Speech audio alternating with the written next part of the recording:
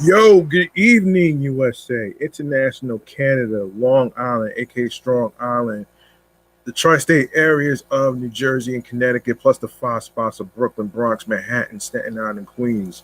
This is your man and homie, G Money Stacks, aka the Gregonator, rhymes with now or later, just like the candy. Your host with the most, Mr. The Still Lonely Nomad, unstoppable independent podcaster, creator, YouTuber, Queens, New York native, who is also a New York Giants, New York Knicks, and New York Mets fan from the neck of the woods of Laurelton, Queens, New York. And you are now rocking with me by by tuning in, listening, and watching the 128th episode of the Sports Edition show. Excellent, fun, vibrant talks podcast. Live and direct from the comfort of my room where I do my podcast recordings, and of course, StreamYard, and of course, YouTube as well. This is the place where I actually get to share my thoughts and opinions on the New York teams, including the New York Giants, the New York Knicks, and the New York Mets, and other sports related stuff on this platform right here. Now, if you missed any episodes whatsoever, please feel free to go ahead and and catch up on the episodes on this YouTube channel right here. And speaking of that, while you're at it, um, please click on that subscribe button on the Sports YouTube channel page. Leave a like and share your thoughts in the comment section below about the sports topics in each episode, including this one. And of course, make sure you click on the notification alerts so you'll know when I'll be on the air via live for each new podcast episode recordings. All right. And man, oh man, I got some sports topics for you today. Today's episode, we're going to be talking about the introduction to the Baseball Hall of Fame of Carlos Beltran, and alongside with some New York Giants news, a little bit of New York Knicks news, and everything else in between, including the Mets. And by the way, a little side note about Juan Soto. He's going to be out, from what Andy Green was saying in the presser today on SNY, that he is going to be out between 6 to 8 weeks. You know what I'm saying? With a left calf strain. All right. There's no timeline on when he's going to be back, but perhaps maybe at the end of August. So we'll see what happens. So we'll see what happens. All right, I just wanted to get that out the way. And another topic that we got to talk about is the ESPN layoffs, which is very crazy right now in this job market right now. And I will explain why it's not about just being rich in a couple minutes. So yeah. In the meantime, I want to start off with a little bit of New York Giants news first, and then we'll venture off to what's going on with ESPN and the layoffs, and then I'll explain the differentiation between between a rebuild and a retool in baseball. So that's pretty much what this is. This is pretty much what the name of the episode is. So let's get cracking with this first segment right here. The quick side bleacher bar. And if you're new here, the quick side bleacher bar is basically a segment where I actually talk about what's going on in football news, basketball news, and baseball news, all the above. So here we go.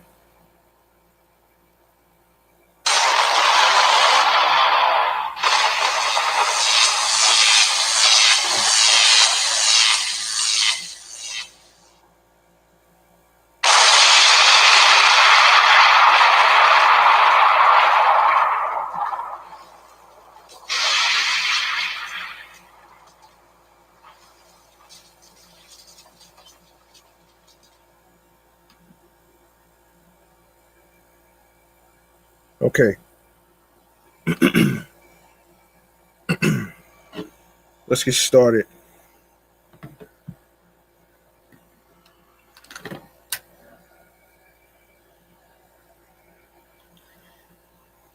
And sorry for being late. I had a little late. I had a little dinner that took a little longer for me to finish. So just bear with me.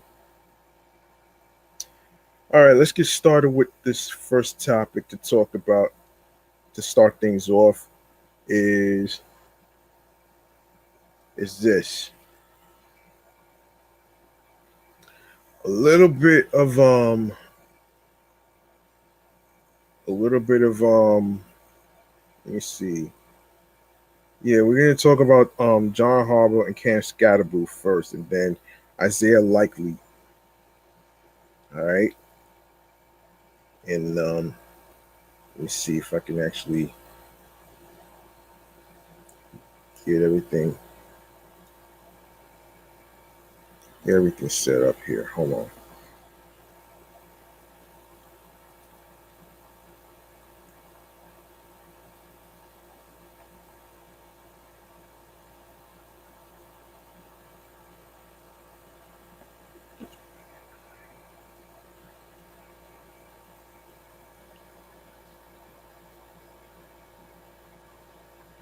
Hold on 1 second, folks.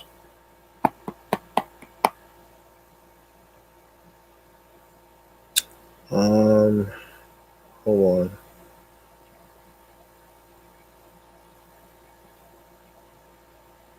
Just had it.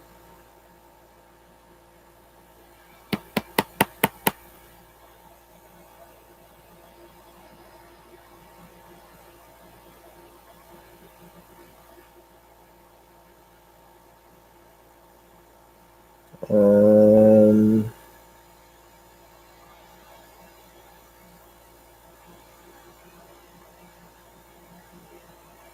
okay, here it is.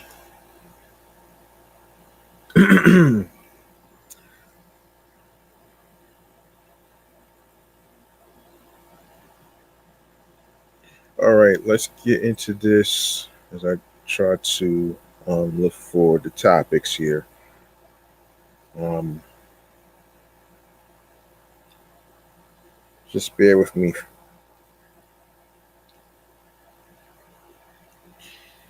Um,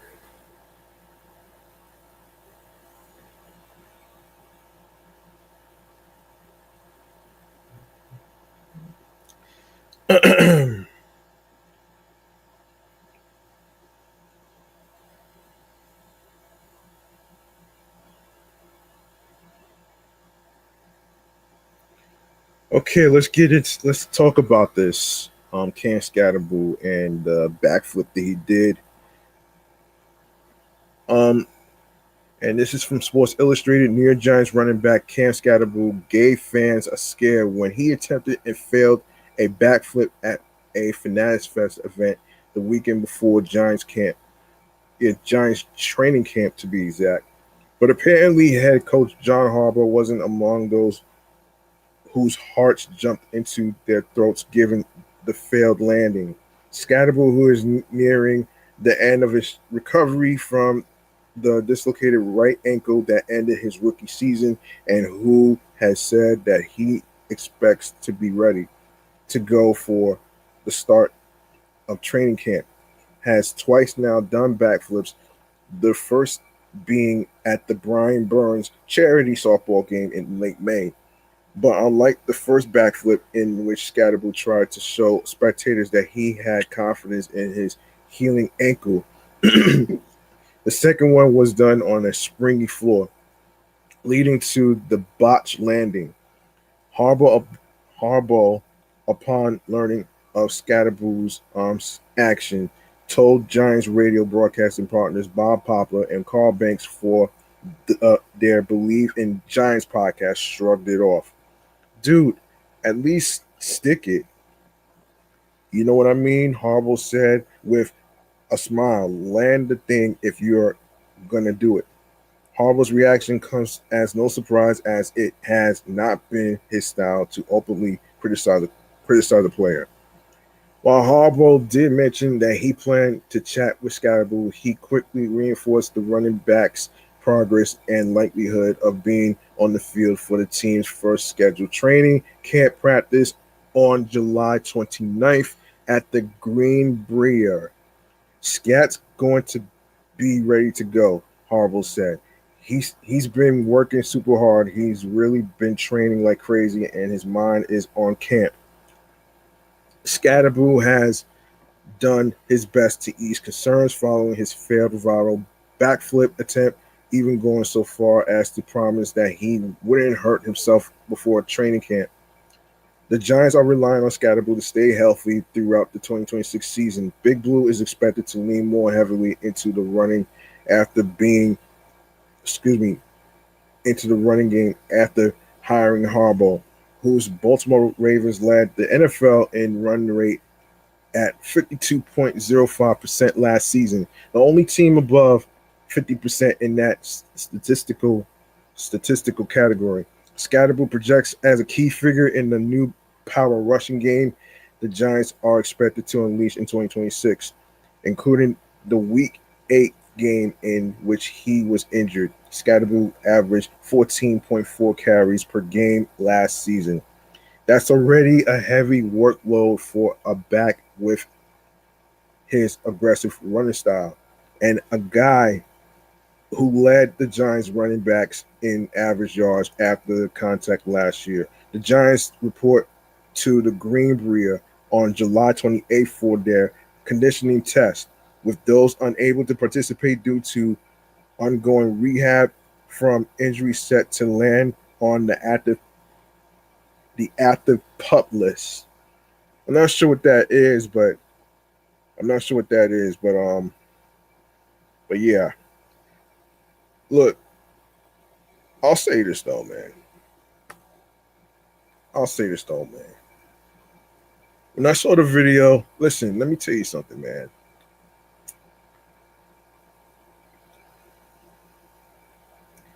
He did the backflip because of his confidence and his personality. It's like he's already in recovery. He's in a recovery process. I mean, come on, let the man be who he is. You know what I'm saying? Like let the guy be confident in who he is. That's just who he is. That's how he expresses himself. You feel what I'm saying? And the next topic that we got to talk about is Isaiah Likely. Hang on one second. Yeah, Isaiah Likely is. Hang on a second. Isaiah Likely, where is it? Hold on. Yes, Isaiah Likely. Here we go. With New York Giants receiver Malik Neighbors' status to return to full action this upcoming season in limbo, and the wide receiver room made thinner by the departure of Wan'Dale Robinson, it became a dire necessity for the Giants to find an experienced player who could step up and be the new weapon to produce at a high level. It wasn't hard for a new head coach, John Harbaugh, to come up with the guy to bring over to East Rutherford and further bolster the Giants' offensive hurdle. Former Baltimore Ravens tight end Isaiah Likely, who shared 4 years in Baltimore with Harbaugh, was more than ready to switch uniforms while maintaining his bond with the only coach he has played for in the NFL. If anything, the move to New York granted him the opportunity to ascend from the shadows of playing behind a veteran in Mark Andrews, who seemed to own a stranglehold on a lot of Ravens reps at their position. As the offseason continues and untimely injuries have already weakened their receiving core, the Giants may suddenly need Likely to be far more than the second fiddle option that he was limited to in his first 4 seasons. If things don't improve health-wise before the 2026 campaign arrives, he could find himself becoming the number one weapon for Dart and the Giants' offensive huddle that is trying to get loaded up with explosive threats that can test defenses every Sunday. So Isaiah Likely is 6'4", 6'4", 245 pounds, um, and 5 years. Um, he went to Coastal Carolina. Um, he he was acquired by he was acquired in he was acquired this year actually. I don't know what FA stands for, but um, y'all can look that up for yourself. Despite in the lowest numbers of games in his career on 14 and not being the most targeted option in the Baltimore Ravens offense last season, Isaiah Likely still managed to author one of the more efficient receiving resumes on the team. In his appearances, Likely caught 27 passes on 37 targets, 72.9% for 307 yards, and an average haul of 11.4 yards. He only recorded one touchdown, though, marking the lowest total for a single season since he was drafted as a fourth rounder in 2022. Um,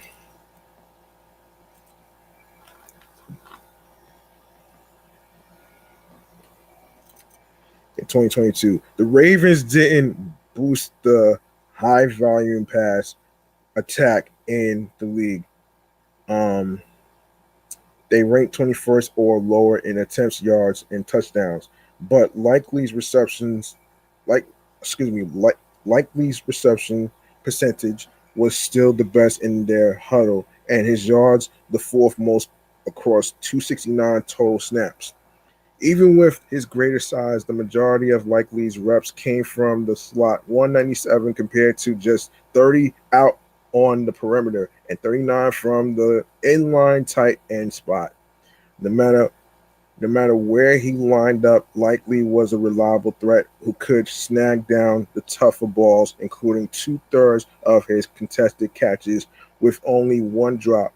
Likely's best game of the season came in Week 13 against the Cincinnati Bengals when he boosted the Ravens' aerial production with 5 catches on 6 targets for 95 yards. I'll bet in a crushing 32-14 loss for Baltimore. Of course, the Giants and Isaiah Likely agreed to a 3-year deal in free agency worth up to $40 million, which includes $20.5 million in fully guaranteed salary and up to $27 million in total guarantees.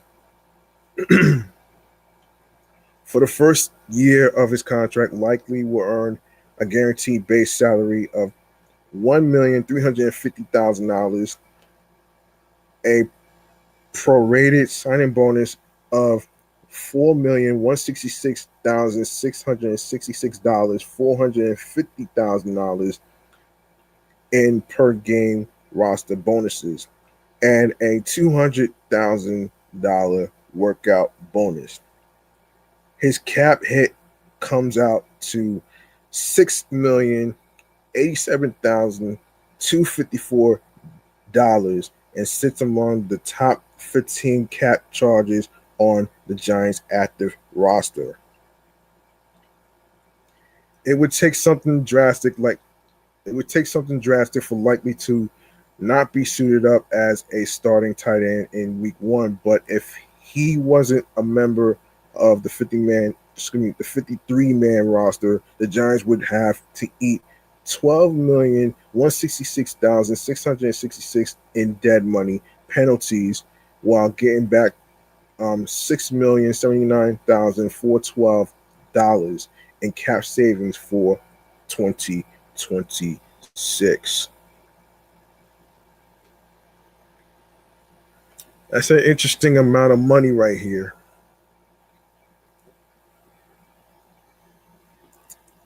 Um,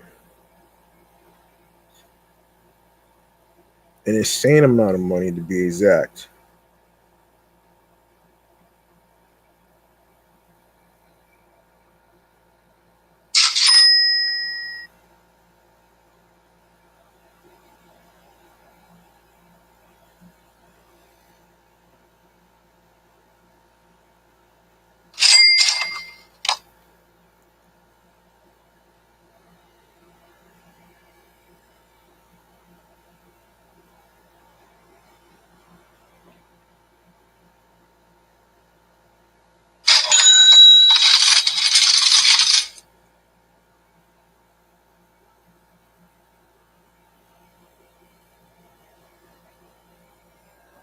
All right, let's get to the 2026 preview.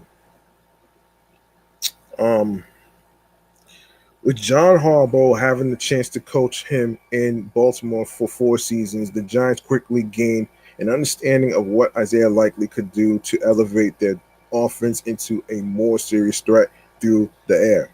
Likely might have been playing at the tight end position due to his size, but he has carried many of the same intangibles that define the most successful receivers in the modern NFL. Strong hands, solid route running, route running, and the athleticism to make tough catches in traffic that the Giants knew they had to bring over to their team. His numbers since his rookie season haven't been the flashiest for one of the higher paid players at his position. But the obstacle of playing behind a Pro Bowl veteran in Mark Andrews was clearly weighing down on his stability to reach his highest potential, which he'll now have the shot to rewrite in New York. The Giants are believed to be planning to plug Likely into different roles across the offense and capitalize on his ability to get deep and stretch the field. Likely held a 7.9 yard average distance of target and 1.29 yards per route run, with both numbers putting him amongst the top tight ends in the league. Between a fresh home and the current state of the Giants receiver room, the opportunity is right in front of Likely to get targets early and often from quarterback Jackson Dart, who has already made himself known as an aggressive playmaker who wants to attack defenses in different ways. Even after some of their main pieces, like Malik Neighbors and Darius Slayton, return from injury, Harbaugh will want to feature his longtime player a lot and force opponents to pick which threat to pay the most attention to. If Likely can win most of his targets, it could mean a more fruitful year for a guy once lost in the shadows of the Ravens offense. How much of a breakout season is yet to be seen, but the odds are in his favor after joining the Giants core that craves explosiveness and ranked 13th in total of offense production last year. Sometimes the potential just doesn't match the environment, and that reality has defined Likely's career so far. He is bracing for a change in East Rutherford, and the Giants are eager to have a new target who won't let them down in big spots and scoring opportunities. As for um as for um the West Virginia based training camp, um as for that, let me see. Should I save this? Hang on 1 second.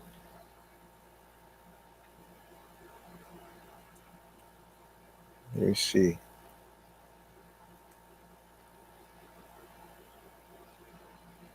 All right, you know what?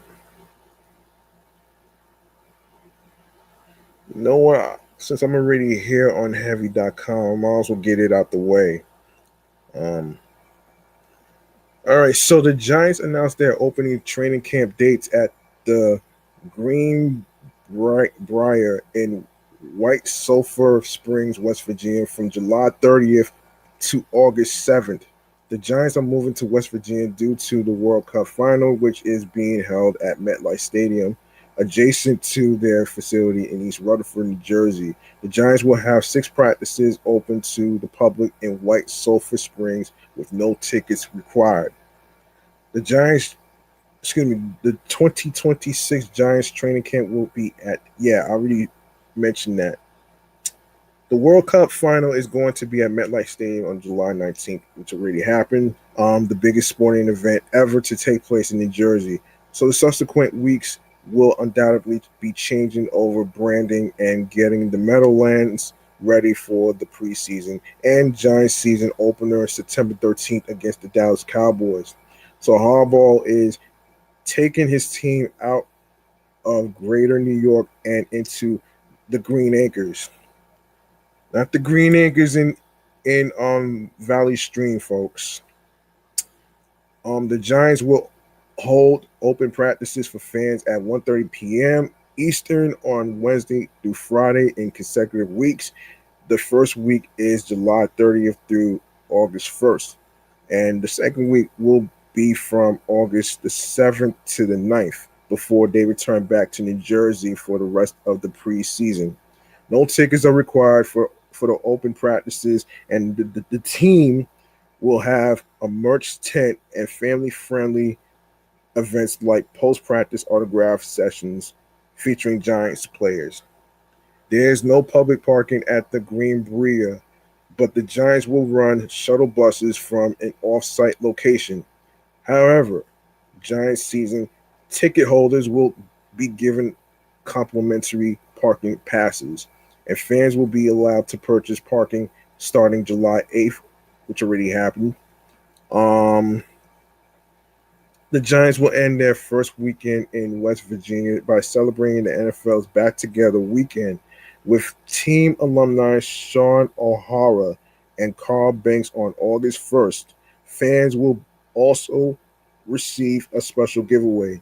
After the second weekend, the Giants will head back north, then have a full week of practice ahead of Harbaugh's first preseason game as Giants coach against the Minnesota Vikings at MetLife Stadium on August 15th. Fans of a certain age will remember when the Giants held training camp upstate in the New York capital of Albany. The Giants held their camp at SUNY Albany from 1996 to 2010 and 2012 before moving full time to East Rutherford.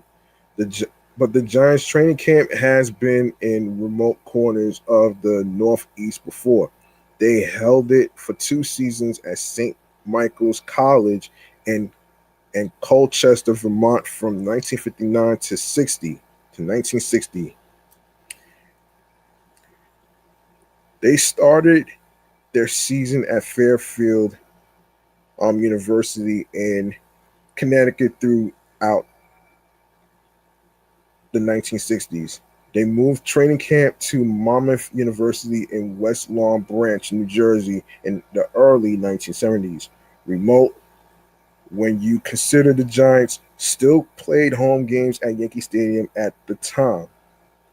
So the Greenbrier may be a one-off, but if the Giants have a successful season, they may end up back there. The the Cowboys have trained in Oxnard, California for years, and it's not uncommon for teams to move their early season practices around to appeal to fans. So there you go. This is from heavy.com. All right. We gotta talk about let's talk about this though. and this is from Yard Barker. There is understandably, a ton of focus on the New York Giants wide receiver room, but don't sleep on Big Blue's tight ends, of whom head coach John Harbaugh said there's not a better tight end room in the league. Harbaugh and offensive coordinator Matt Nagy will want to employ two tight end sets, and how they implement that scheme could play a huge role in unlocking the offense. Therefore, Isaiah Likely, who I just discussed, and Theo Johnson should both be quite important next season. However, Dalton Wasserman and Max Chadwick of Pro Football Focus do not appear sold on either of them, placing Likely at number 22 and Johnson at number 32 in their top 32 tight end rankings. While it is encouraging to see both players on this list, the Bills, Bears, and Steelers are the only other teams, who can claim such a feat. It is surprising to see the Giants duo land in the bottom third and dead last respectively. They each struggled to varying degrees last season, so some doubt is natural. But neither talent has reached his full potential yet, and their prospects could improve in the system that Harbaugh, Nagy, and the other offensive coaches have designed. Likely walks into a great situation, poised to finally break out as a number one option at his position. The number 139 overall selection in the 2022 NFL Draft forced his way into a key role in the Baltimore Ravens passing attack, although star tight end Mark Andrews capped his ceiling. He still posted worthwhile production year after year, at least until last season. After totaling 888 receiving yards and 11 touchdowns in a two-season span, Likely notched just 27 receptions for 307 yards and one touchdown in 14 games. Oh man, that's crazy. This disappointing decline caused many people to cool on him. But was it really a decline? Something else may have hindered the 6'4", 245 pounder. Likely underwent surgery on a broken bone in his foot last summer and was subsequently unable to get into his routine leading into the 2025 to 26 campaign. That should not be a problem this time. The Giants signed Likely to a 3-year, $40 million contract in free agency, and he has a relationship with Harbaugh from their time together in Baltimore. Given lingering questions about the receivers, the 26-year-old native of Cambridge, Massachusetts, has a great chance to become one of, if not the top pass catchers for Big Blue. Johnson's ranking is low, likely due to a problem with drop balls. The Giants' 2024 fourth-round pick has recorded 12 drops for a 14% drop rate through 2 NFL campaigns. Johnson is an impressive athlete who boasts an advantageous 6'6", 264-pound frame, but he must make the straightforward plays. Dark clearly has a rapport with him, and red zone chances should continue to come his way. Despite Johnson's limitations, some statistics suggest he can noticeably progress in his third season. The former Penn State contributor posted 45 catches for 528 yards and 5 touchdowns in 2025, while also tallying an 8.9 average depth of target. He has the ability and size to do much more damage against opposing defenses. Now he has to sharpen his instincts. which will lead to a better ranking in the future. Regardless of these rankings, Big Blue is clearly counting on the tight ends to help elevate the offense in 2026. So yeah, there you go right there.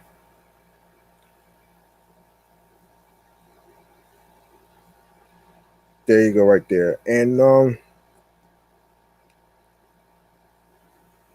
right. So what we're gonna do is what we're gonna do we're gonna get into hold on, we're gonna get into some basketball news. In case you probably didn't hear, in case you probably didn't hear, LeBron James. LeBron James is headed to the city of brotherly love. The 23-year veteran has agreed to a multi-year contract to join the Philadelphia 76ers as he searches for a fifth NBA championship. James joins Tyrese Maxey, Jaylen Brown, and Joel Embiid on the Sixers team that will be one of the top contenders in the league next year. James spent almost a month as a free agent deciding between teams like the Cleveland Cavaliers, Miami Heat, and Golden State Warriors. However, the 76ers came out the big winner and will be a prime candidate to unseat the New York Knicks at the top of the Eastern Conference. Okay, so here's the latest on James's new contract in Philadelphia. Okay, so the details to his deal is 2 years, $8 million to join the 76ers.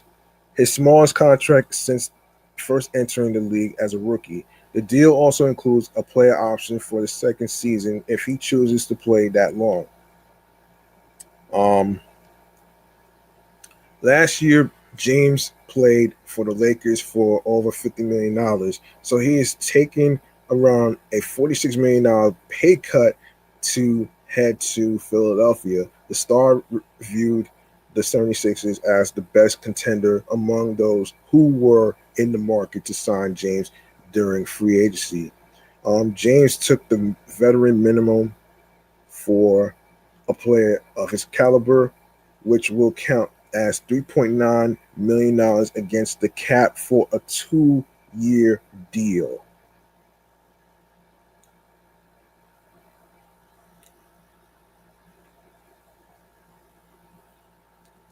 Yeah, 2-year deal.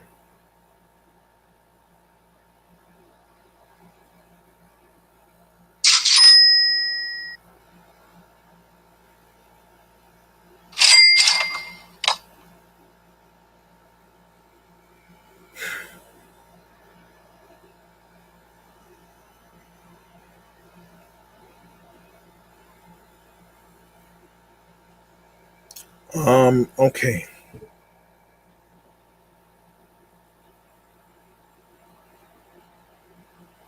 Okay, so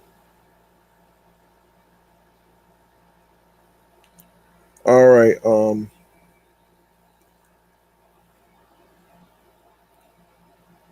so wait. LeBron James annual salaries with the Philadelphia 76ers 2026 to 27, 3,876,529. 2027 to 28, 4,070,000. Hang on, 70,354. That's crazy, man. Compared to Adam Bona, 2,296,271. Johnny Broom, 2,150,917. Total amount 209,472,507. And that's crazy, man. And total salary 209, 470, 209,472,507 total salary. Luxury tax $200,428,000 and 9,044,507 for the luxury tax room. Total for the luxury tax and apron, that's 209,472,507 luxury tax payment $9,789,633 and total salaries plus luxury tax $219,262,140. That's insane, man. That's insane, man. You know what I mean? Yeah, 209 $209 million, $472,507 for apron total, which includes salaries and unlikely bonuses. Excuse me. First apron hard cap $209,015,000. First apron space $457,507. Second apron $221,686,000. Second apron space $12,213,493. Sheesh. That's crazy, man. That shit is crazy. Wow.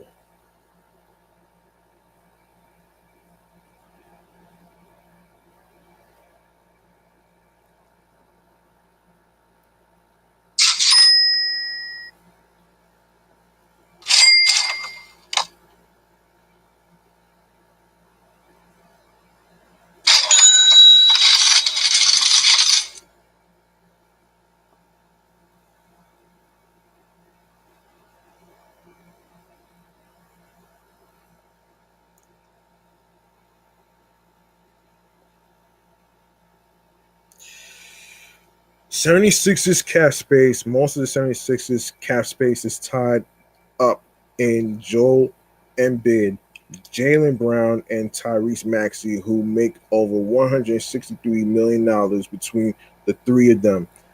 James now becomes the seventh highest paid player on the team, as VJ, Edgecombe, Dean Wade, and Anthony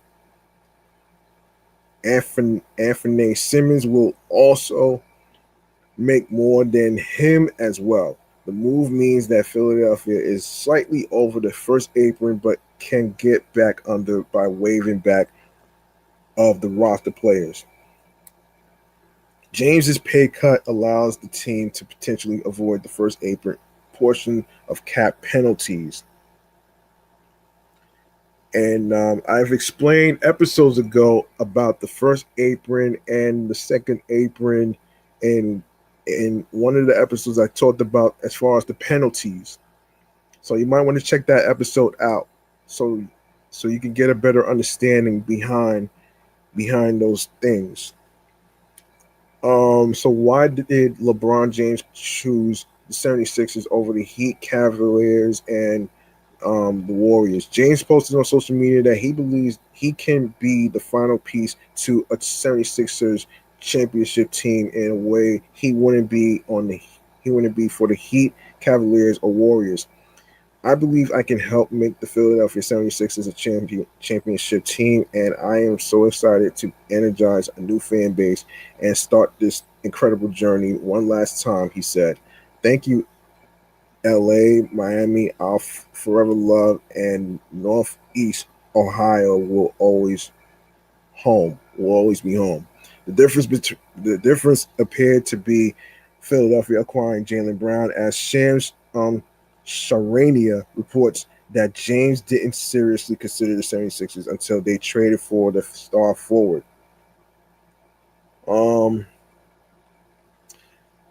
James has played his entire 23-year career as a member of either the Cavaliers, Heat, or Lakers, putting up tremendous numbers at all stops. The NBA's all-time leading scorer has averaged over 26 points, 7 rebounds, and 7 assists in his career and has made more than half of his field goal attempts. If James plays an entire season next year, he will hit 1,700 games played since joining the NBA. Cleveland Cavaliers, he played between 2003 to 2010 and then 2014 to 2018. He played 849 games and and he played 39.0 minutes per game, 27.2 points per game, 7.3 RPG, APG 7.3, SPG 1.6. Miami Heat played between 2010 to 2014, 294 games, 38.0 minutes per game, 26.9 points per game, 7.9, 7.6 RPG, APG 6.7, SPG 1.7. Los Angeles Lakers 2018 to 2026, 294, 34.9 minutes per game, 25.9 points per game. RPG 7.7, APG 7.9, SPG 1.2. And yes, 23 seasons is correct. 1,622 games, 37.6 minutes per game. Points per game is 26.8, 7.5 RPG, APG 7.4, and SPG 1.5. James has earned more than $581 million in his NBA career, the most by any player in league history. Only Kevin Durant has also crossed the $500 million mark at this point in his career. Also, Stephen Curry should reach that milestone next season. Most of James's earnings came with the Lakers, where he made more than $347 million over 8 seasons, all during a period of rapidly rising salary caps. While James has played more games as a Cavalier, he has earned just over $169 million in Cleveland, largely because his first contract with the franchise was a rookie deal. James also earned more than $64 million during his 4-year stint with the Heat.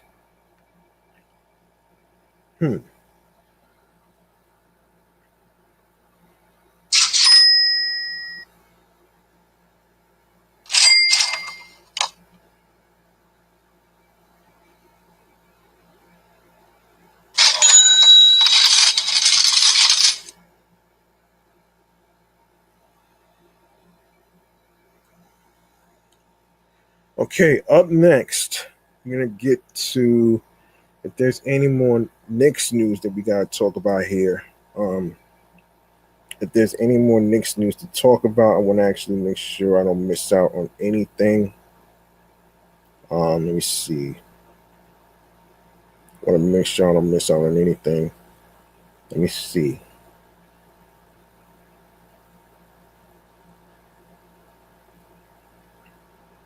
Okay, some basketball news in terms of the New York Knicks. Actually, let me just say, let me just do one more LeBron James thing. And so the New York Knicks' 2026 championship run was one for the books, with plenty of players getting well-deserved plaudits.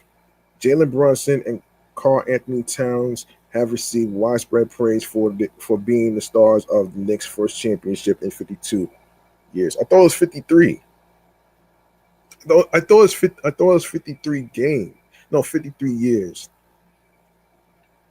Four-time Finals MVP LeBron James has a different opinion because he feels OG Anunoby was an unsung hero for the Knicks. Of course, Anunoby had the biggest moment of the series with his game-winning tip to cap off the legendary Game 4 comeback, but it seems James believes Anunoby is overlooked.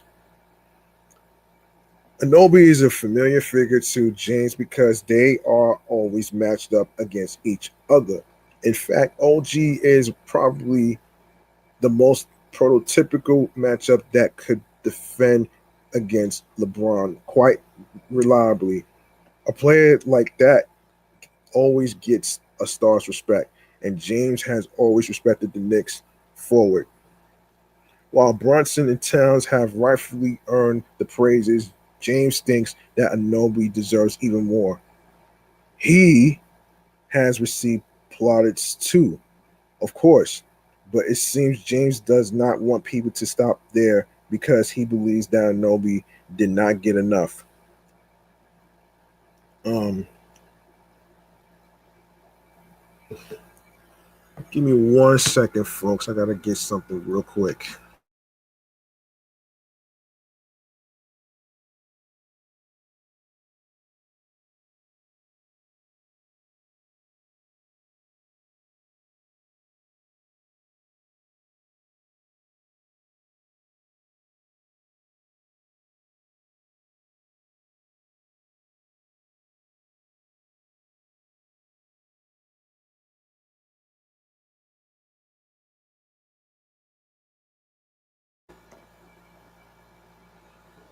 Okay, I'm back. All right, where were we? Yes, so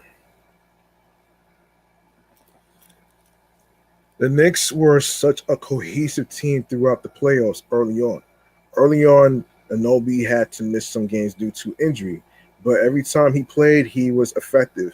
That went under the radar plenty of times, which is why LeBron wants more people to respect OG. End quote.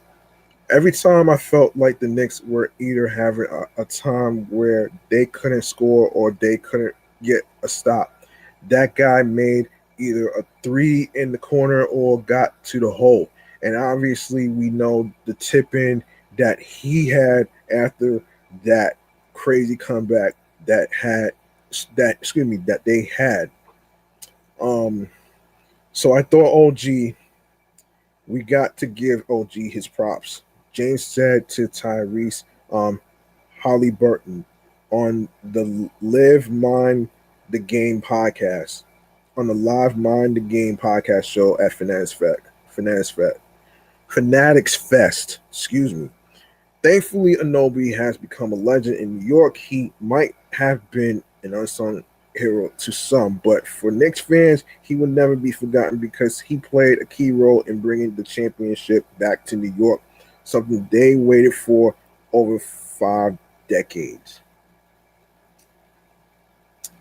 And and as I told you in a previous episode, OG Anunoby has been given a day after him. So OG Anunoby Appreciation Day is on June 11th. Don't forget that date. And I did mention that he did come to Citi Field for the first pitch, and I gotta say he's way better than 50 Cent. He's way better than 50 Cent. He's way better than 50 Cent, man. I forgot that his ass is left-handed too, man. That's the crazy part, though, man. Oh man.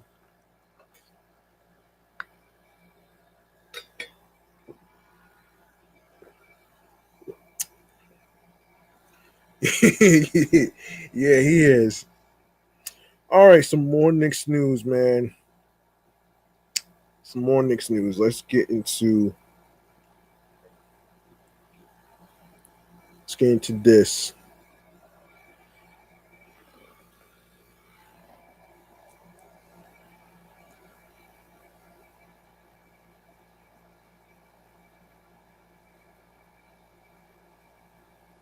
All right.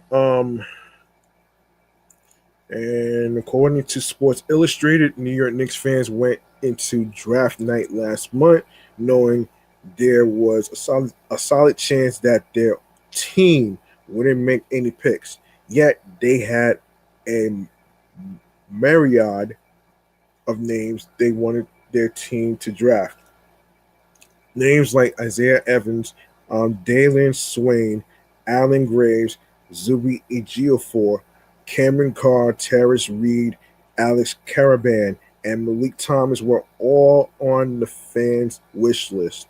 Instead, Leon Rose traded down, and the team ended up with Jack Cahill and Tyler Nickel, two second rounders who both showed some promise during their summer league minutes in Las Vegas. Assessing Jack Cahill's summer league performance when the summer league roster was first announced, Cahill's name was suspiciously absent, which turned some heads as he revealed on draft night that he intended to stay in the States. The rookie guard eventually received approval to play in the exhibition games and averaged 8.8 points per game, 3 RPGs, rebounds per game, yes, to be exact. 3.5 assists per game and 1.6 um steal per game, while shooting 34 from three and 23% from the field across four contests. The stats, much like his initial scouting report, were a pretty mixed bag. Um, I don't. I do think that the stats do him some disservice, though. At first glance, the stats tell you he's a player who lacks the scoring skills and shooting to be effective anytime soon. And while that could still be the case, it's hard to judge a player's current skill and potential solely based on statistics. Having good stats with high efficiency is obviously preferred, but plenty of players have struggled during summer league and ended up more than okay. The Knicks' very own Jalen Brunson is a perfect example of that. Brunson averaged 6.8 points, 4.4 assists, and 2.8 rebounds per game while shooting 22.7% from the field and 30% from three in the 2018 NBA Summer League with the Dallas Mavericks. Kahill's shooting still needs work, but very few prospect shots don't. Cahill showed the potential of being able to hit some tough shots off the dribble, both in the mid range and from three, while also still being a driving threat. With time and work, he could end up profiling as a confident three level scorer who plays with pace. As a passer, the 20-year-old also showed a knack for hitting cutters with great accuracy and was a willing passer when looking ahead to start transition opportunities. He also showed that his height helps him be a solid defender when engaged.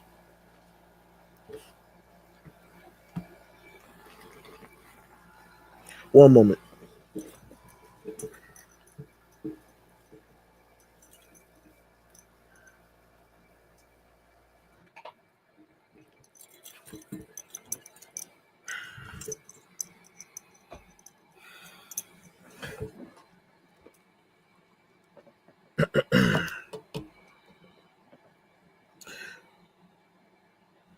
With time and work, he could end up profiling as a confident three level scorer who plays with pace.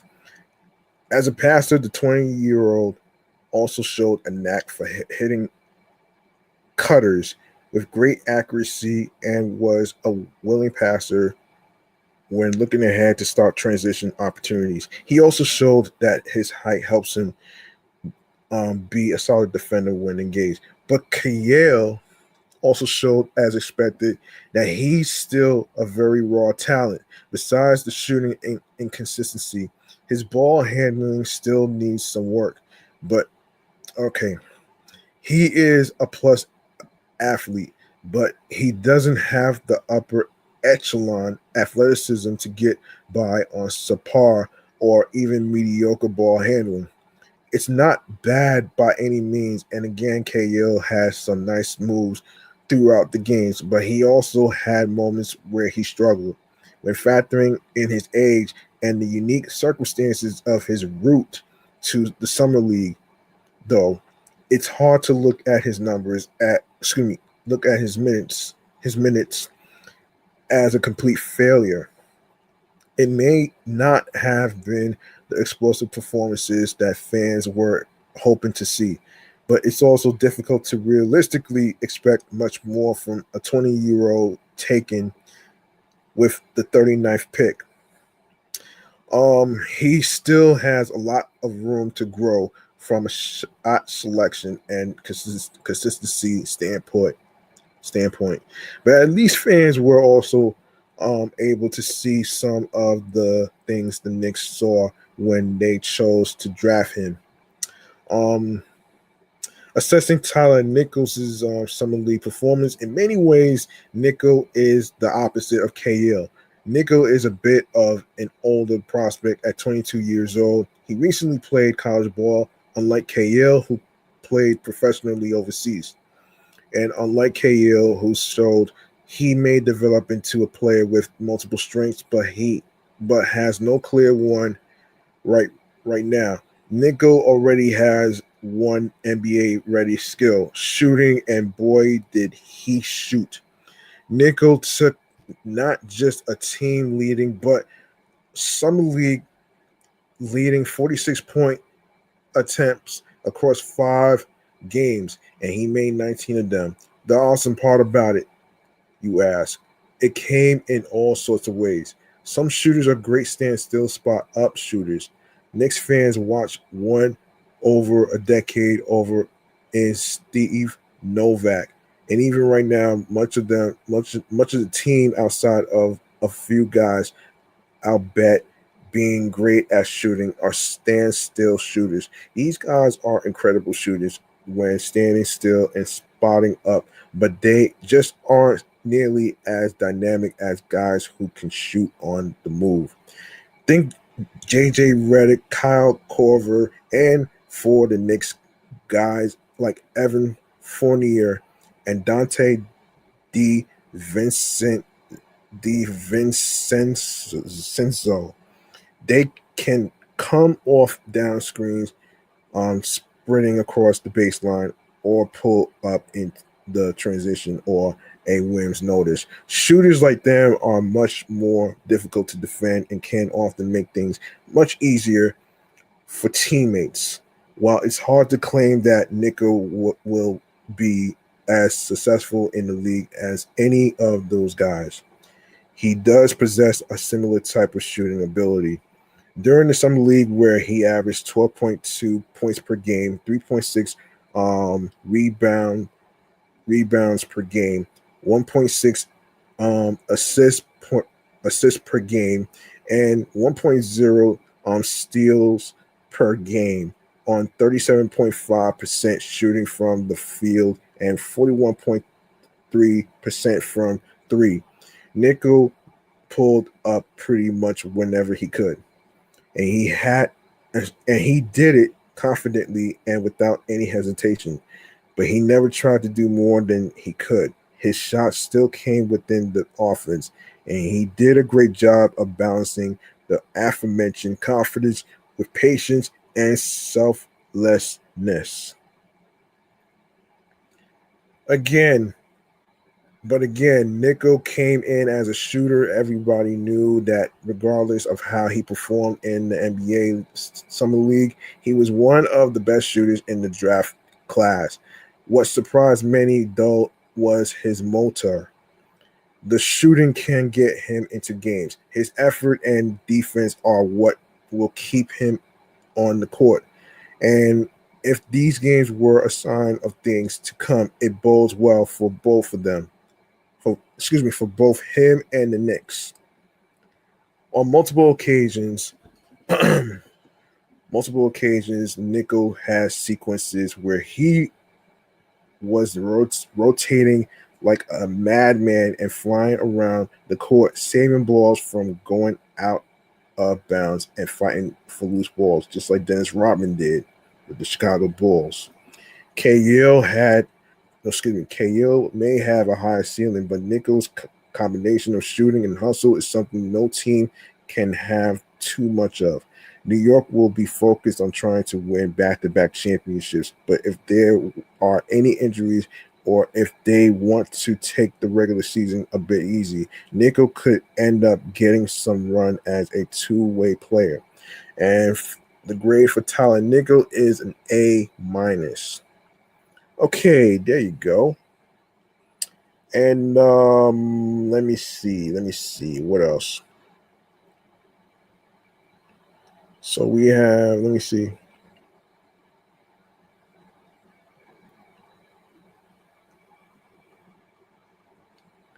Um, in other Knicks, news, let's no, hold on. I don't know who Charles Bassey is. Anyway, let me get to.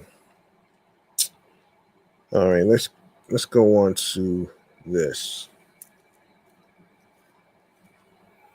Let's go on to this actually.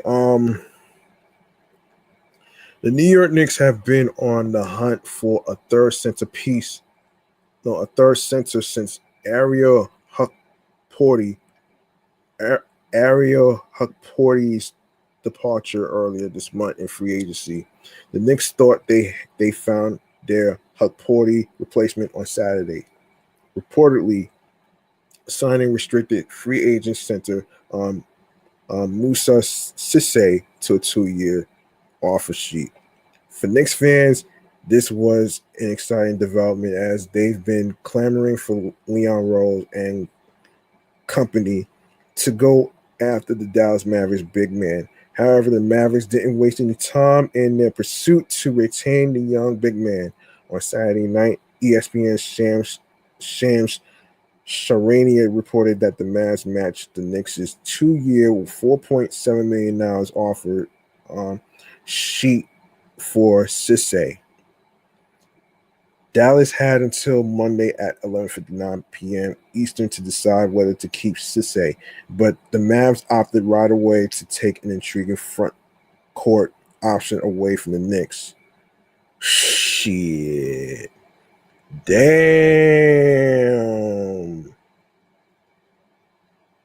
Damn, that is some upsetting fucking news right there.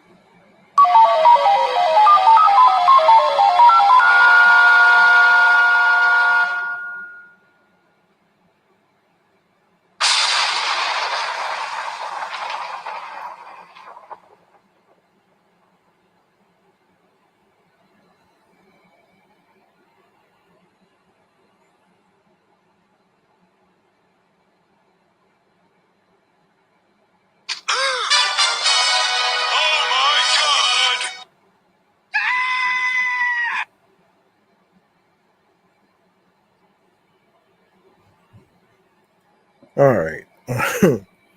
Yeah.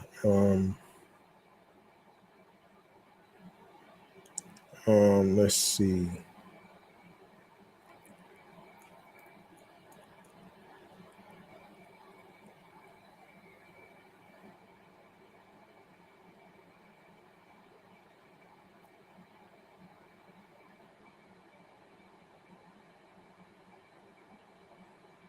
Um.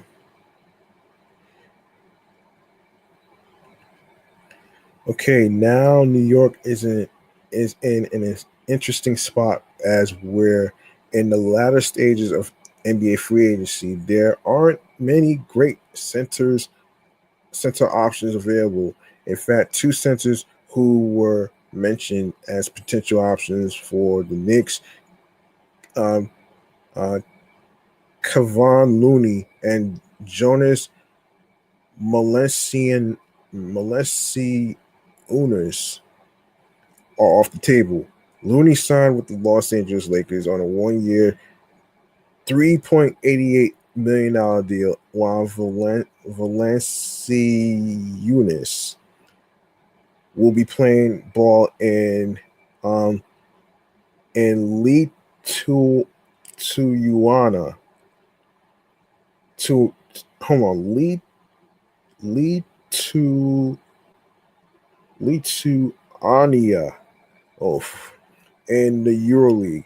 That being said, we'll highlight some of the remaining center options available that should be on Mike Brown and Rose's radar, as the Knicks will need someone behind Karl Anthony Towns and Andre Drummond. Number one, Nick Richards, 28-year-old free agent center, is still sitting out on the open market, which is fantastic news for the Knicks. Before free agency began, the Knicks were linked to the veteran big man, as he and Jose Alvarado share the same agent. CAA's Max Sedman, um, and Richards had some limitations on the defense and doesn't offer much physicality. But he has a solid offensive game, which is all you can ask for. In 48 games this past season with the Phoenix Suns and Chicago Bulls, the 6'11" big man averaged 5.8 points and 5.1 boards and 14.6 minutes per game. Despite playing inferior games last season, Rich's numbers are in the same tier as Mitchell Robinson, who averaged 5.7 points and 8.8 rebounds per game. That's 60 games and 16 starts. Robinson is better on the glass than Richards, but the free agent center is the much better free throw shooter at 64.4% compared to Robinson's 40.8%. Since we're in the latter stages of free agency, the Knicks should be able to get Richards on a minimum deal. Number two, Moses Brown. If the Knicks want to take an upside swing like they were trying to with Cisse, then look no further than Moses Brown. New York's front office is familiar with 26-year-old Brown, who played for Westchester Knicks. That's the NBA G League affiliate during the 2024 to 25 campaign. The 7'2", 258-pound Brown averaged 18.3 points and 16.8 rebounds per game across 26 regular season games in Westchester. It was his second stint with the G League club, the first coming in 2022 to 23. The Archbishop Malloy standout didn't play in the NBA this past season, as all his playing time came in the NBA G League with the Grand Rapids Gold Nuggets affiliate and in Puerto Rico. Again, Brown put up impressive numbers in the minor league circuit, posting 21.3 points, 11.7 rebounds, and 1.7 blocks per game. That's 25 regular season games. The former Westchester Knick is currently playing in Puerto Rico with Criollos de Caguas, averaging 18.5 points, 10.3 rebounds, and 1.8 blocks per game. Oscar Tshiebwe.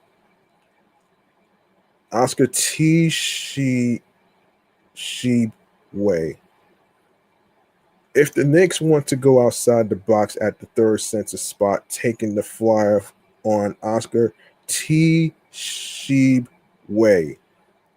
on a two-way deal might not be a bad idea. The Utah Jazz did not extend Tshiebwe a qualifying offer last month ahead of NBA free agency, making him an unrestricted free agent. Tshiebwe, who has 49 games of NBA experience under his belt, is an undersized center at 6'8", 255 pounds, but that doesn't stop him from cleaning up the glass. The former University of Kentucky big man was on a two-way with the Jazz this past season, which allowed him to play in the NBA and also get more reps in the G League. In 12 regular season G League games with the Salt Lake City Stars, Tshiebwe recorded 13.5 points and 15.5 rebounds in 29 minutes per game. Then with the Jazz, he averaged 7.8 points and 6.6 rebounds in 16.6 minutes per game. That's 27 games and 6 starts. Tshiebwe also boosted a 21.6 total rebounding percentage, which is impressive considering he did not play much in Utah this past season. This performance is coming off the heels of one of the best G League seasons in 2024 to 25, where Tshiebwe had a league record 19 rebounds per game. That record speaks to his athleticism, effort, and motor to make history on the glass. And if you are the Knicks, why not take a chance on someone like that who will fight for extra possessions and has proven to be effective in the association and G League? That's a good fair question right here.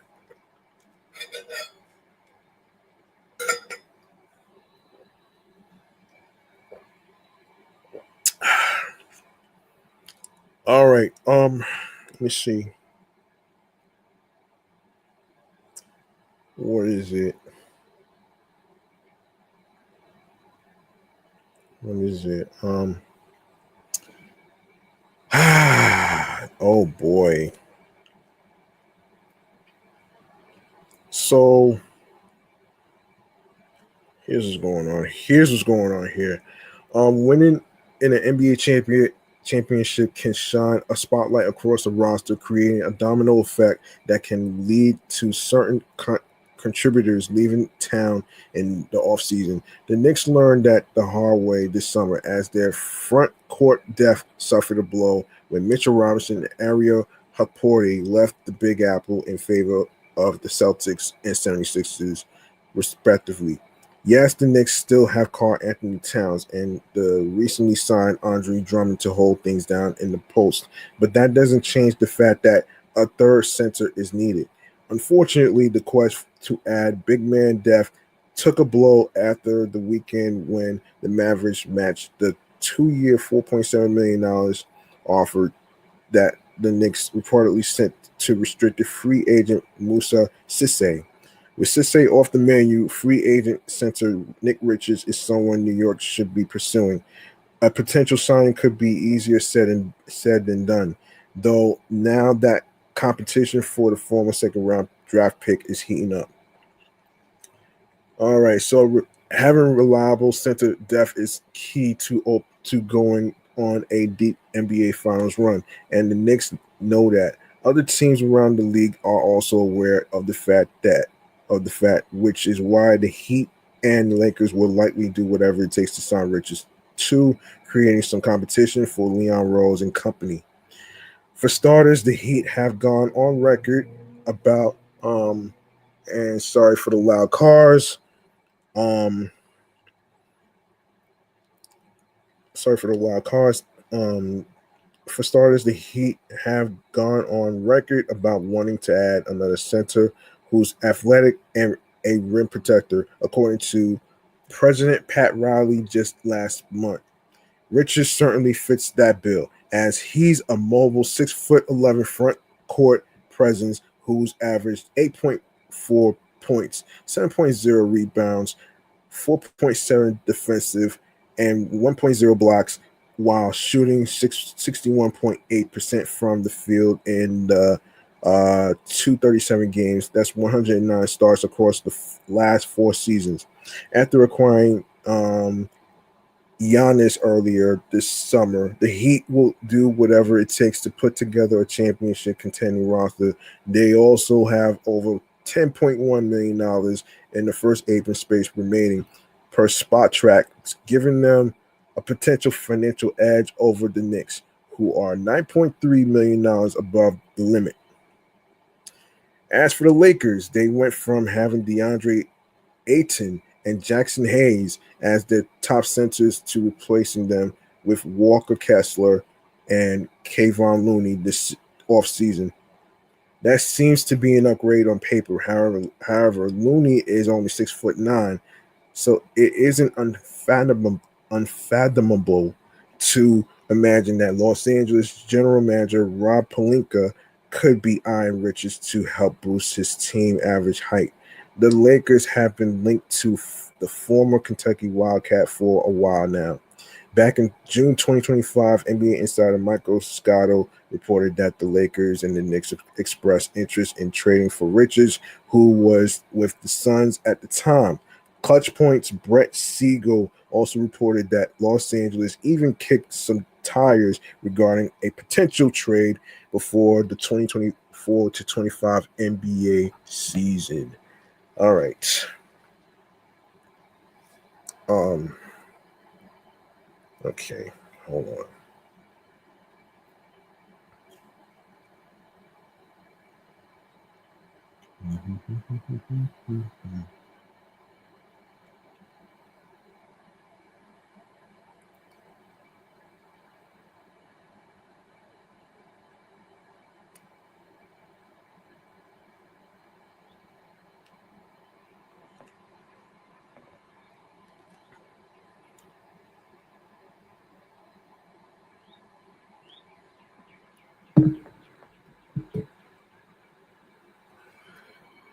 Okay, additionally, the Lakers are $10.5 million away from passing the first apron, so they have flexibility to make it happen.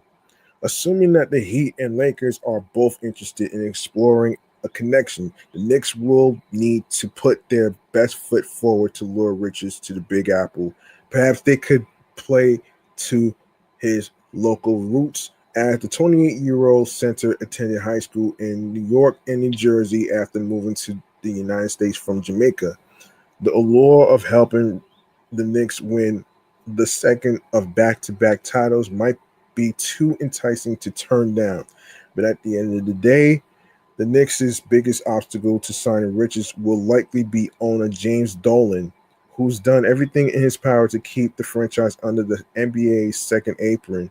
He'll need to change that mindset to field a competitive offer, but that seems like a long shot, given how the team has spent money this offseason.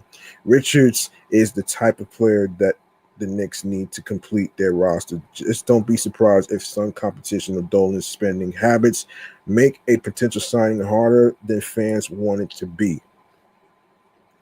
All right, we need to talk about the crazy layoffs that happened with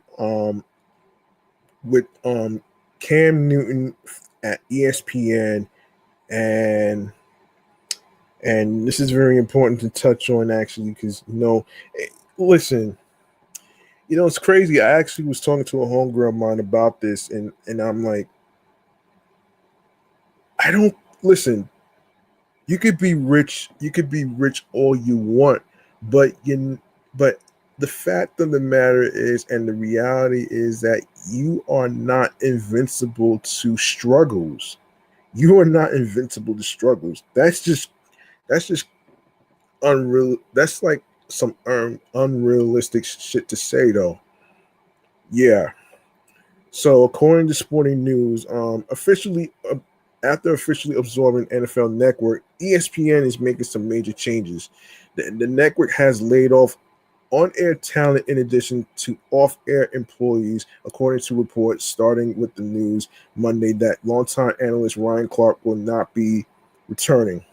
The cuts, according to the Athletic, are part of broader cuts at Disney, which owns ESPN. Layoffs were expected to include NFL Network personalities. That includes the folks from the folks that are cameramen and producers and directors from Good Morning Football Overtime. Ah, damn. Yeah, that's crazy, man. With Disney and ESPN and now in control of the network, ESPN chair Jimmy Pitaro released a statement Tuesday confirming the layoffs. Okay, so let's see. So Brian Stelter, um, on X mentioned ESPN chair Jimmy Pitaro confirms the layoffs at the sports giants today. Here his memo to staff. Over the past several months, we've made significant progress integrating the NFL assets that we acquired into ESPN. Throughout this process, we have taken time to carefully. Wow. Hold on 1 second here. I don't know if I said. This is crazy, man. This is crazy. So here's a list of people who are basically so this is crazy though, man. ESPN layoffs who been let go, which includes Ryan Clark. ESPN informed longtime analyst and former NFL safety Ryan Clark that he was being let go on Monday. Clark, who joined the network in 2015, was told during a break on NFL Live just minutes after making an on-air appearance because the news was leaked to the media. The decision reportedly wasn't a financial one, as the Athletic reported. Some of Clark's on-air behavior, including a spat with fellow analyst Peter Schrager in 2025, made the wrong impression on some ESPN executives. Clark frequently chimed in on social and political issues, and he also took contract negotiations to public in 2024. Carl Ravech, among the ESPN layoffs, is longtime play-by-play broadcaster Carl Ravech, who has been with the network for 33 years. Ravech had been the voice of Sunday Night Baseball until ESPN ceded those duties to NBC this season. But he continues to call MLB games up to Monday night when he was behind the microphone for Dodgers versus Phillies. Ravech also served as a college basketball play-by-play announcer and spent years hosting both Sports Center and Baseball Tonight. NFL Network's Tom Pelissero is set to be laid off with the network now under ESPN control, the Athletic reports. Pelissero joined he joined NFL Network in 2017 and emerged as one of the network's top insiders alongside Ian Rappaport. Rappaport recently signed a long-term deal, but Pelissero could become another outlet's top NFL insider after being cut loose. Cam Newton, former NFL MVP and NFL analyst, Cam Newton has been laid off as well. Outkick's Bobby Burack reports. Newton joined ESPN in late late 2024 and had served as an analyst on First Take alongside Stephen A. Smith. Charles Davis. ESPN is laying off NFL Network analyst Charles Davis. The Athletic reports Davis is also CBS Sports top college football color commentator, and his role with CBS remains unaffected. Stephania Bell, ESPN injury expert Stephania Bell, has been laid off after 18 years front office sports reports.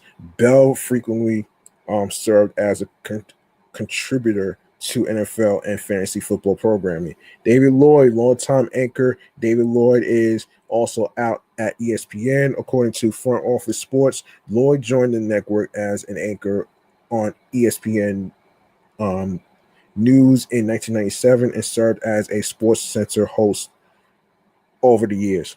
Bart Scott, radio host and former Jets linebacker Bart Scott, was laid off as part of ESPN Cuts front office sports reports. Scott mostly contributed on the radio side as a co-host alongside Chris Carlin, but he also made some studio appearances. And Andreas Hale, comeback sports reporter Andreas Hale, announced that he was included in ESPN's layoffs. Hale joined the outlet in 2024. He previously worked for the Sporting News from 2021 to 2024. Damn, son. Damn, that's crazy, man. That's crazy, man. And you gotta really feel. Listen, hold on 1 second, man. Hold on.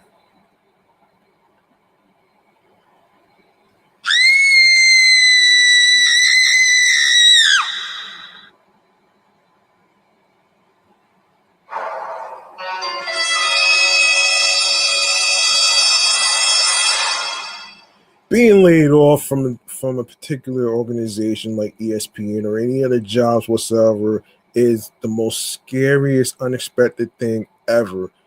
Take it from somebody who's been laid off from Big Lots a year ago, and I kind of feel. I don't listen. Let me tell you something. Let me tell you something. It doesn't matter whether you are fucking rich or not. All right. Nobody, and I mean nobody, is invincible from having struggles. All right.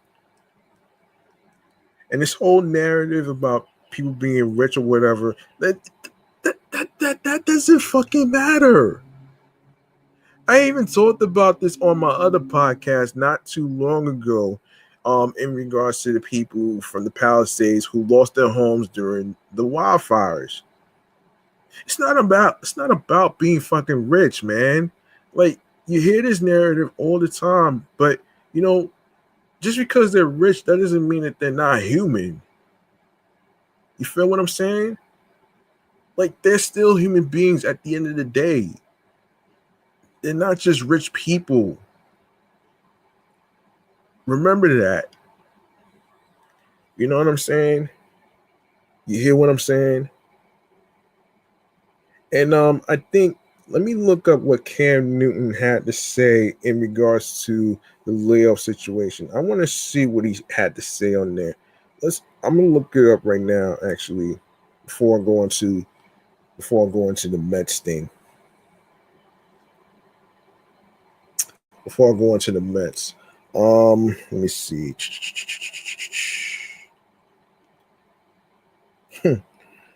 I'm gonna make sure to actually.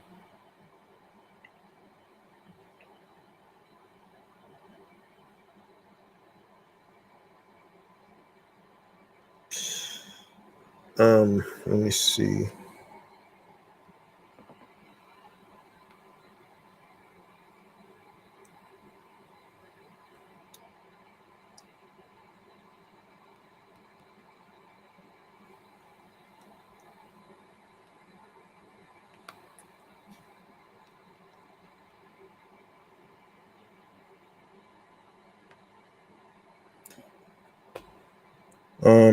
Let me see. I want to see what he has to say on here. What did he say? Okay, so let's take a look at what he has to say according to this actually. Carolina Panthers legend Cam Newton is one of many ESPN employees who have been laid off by the network. Newton has been notified by the network that it is cutting ties with him, according to reports. Newton was first hired by ESPN in 2024 to serve as a contributor on First Take, and he signed a multi-year extension in August 2025. Newton's ouster comes amid a slew of layoffs at the network that include some prominent on-air talent like Carl Ravech and Ryan Clark, among others. Now, what did he have to say? Newton has since taken to his podcast Fourth and One with Cam Newton to share his thoughts on his exit from ESPN. Yeah, it's unfortunate what happened to me. Newton began. Some would think, but I'm good. Newton went on to say that you can't make me hate ESPN, and he viewed his time there as almost an internship because of how much he learned about broadcasting in general. But Newton also learned how important it is for media personalities to have their own thing. I want you to learn one thing.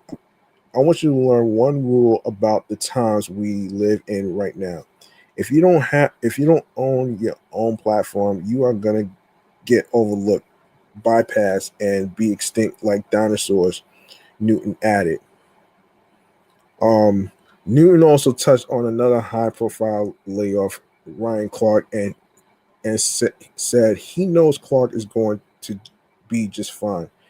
Okay, it's unfortunate what happened to Ryan Clark, but what I will tell you this: Ryan Clark going to be okay. The Pivot podcast, ain't going nowhere. Newton said Clark ouster was easily the most controversial.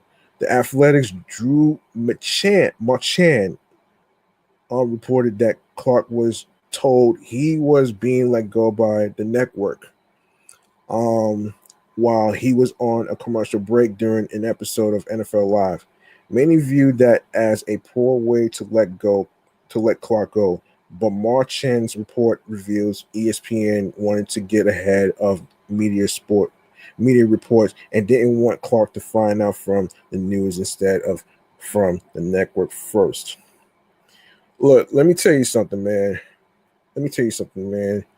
Um,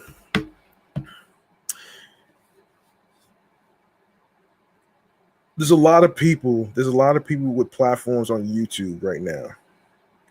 They don't really worry about being under a network. The thing about being under a network is like you never know that you might be in an impossible situation knowing that you're gonna be laid off and stuff. And from when I was watching one of the episodes of Good Morning Football Overtime, Jamie Ertl, who's one of the co-hosts, was explaining that the NFL network has been integrated with ESPN, or is it? Yeah, it's been integrated with ESPN, or is it? Or is it the NFL network is integrated with ESPN and Disney, something like that. And when she addressed the previous producers, the previous directors and cameramen, it's really sad to hear about people getting laid off and stuff. Or like I said before, you could be rich all you want, but that doesn't mean that you are fucking invincible and untouchable to struggles. You're not only a rich you're not only rich individuals, but you are also human beings as well. And you're entitled to what you fucking feel. So my thing when it comes to rich people, man, and getting laid off and stuff like that, don't put on the fucking front.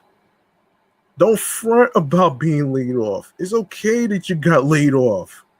Like, let's be for real and stop fronting, man. Just because you got a lot of money. Stop fronting.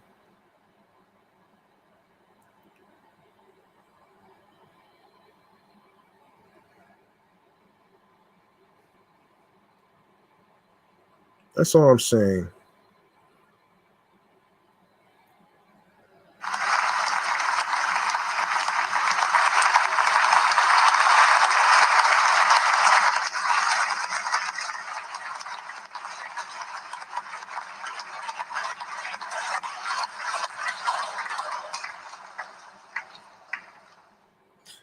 All right, on to some breaking Mets news in regards to Juan Soto.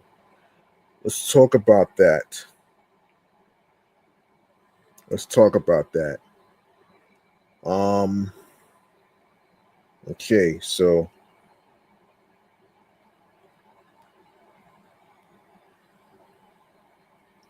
okay, according to USA Today, New York Mets outfielder Juan Soto was placed on the injured list on Saturday, July 25th, which was yesterday, with a calf strain and is expected to be out for several weeks. Um, Interim manager Andy Green said that Soto, who was removed from Friday's game, will miss more time than earlier in the season when he missed 15 games with a strain in his other calf.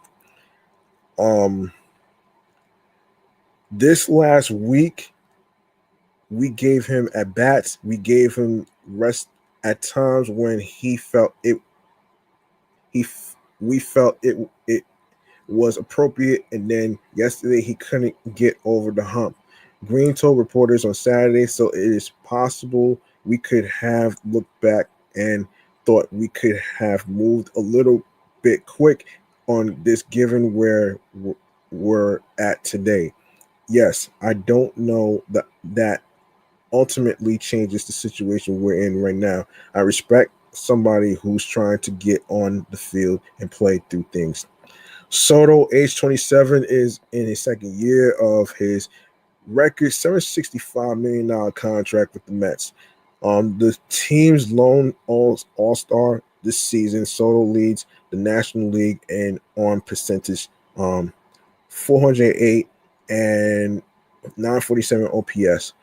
The Mets are 43 and 61. No, actually, better yet, they are 44 and 62 at the moment because they just beat the Dodgers in their last game to avoid the sweep, 8-3.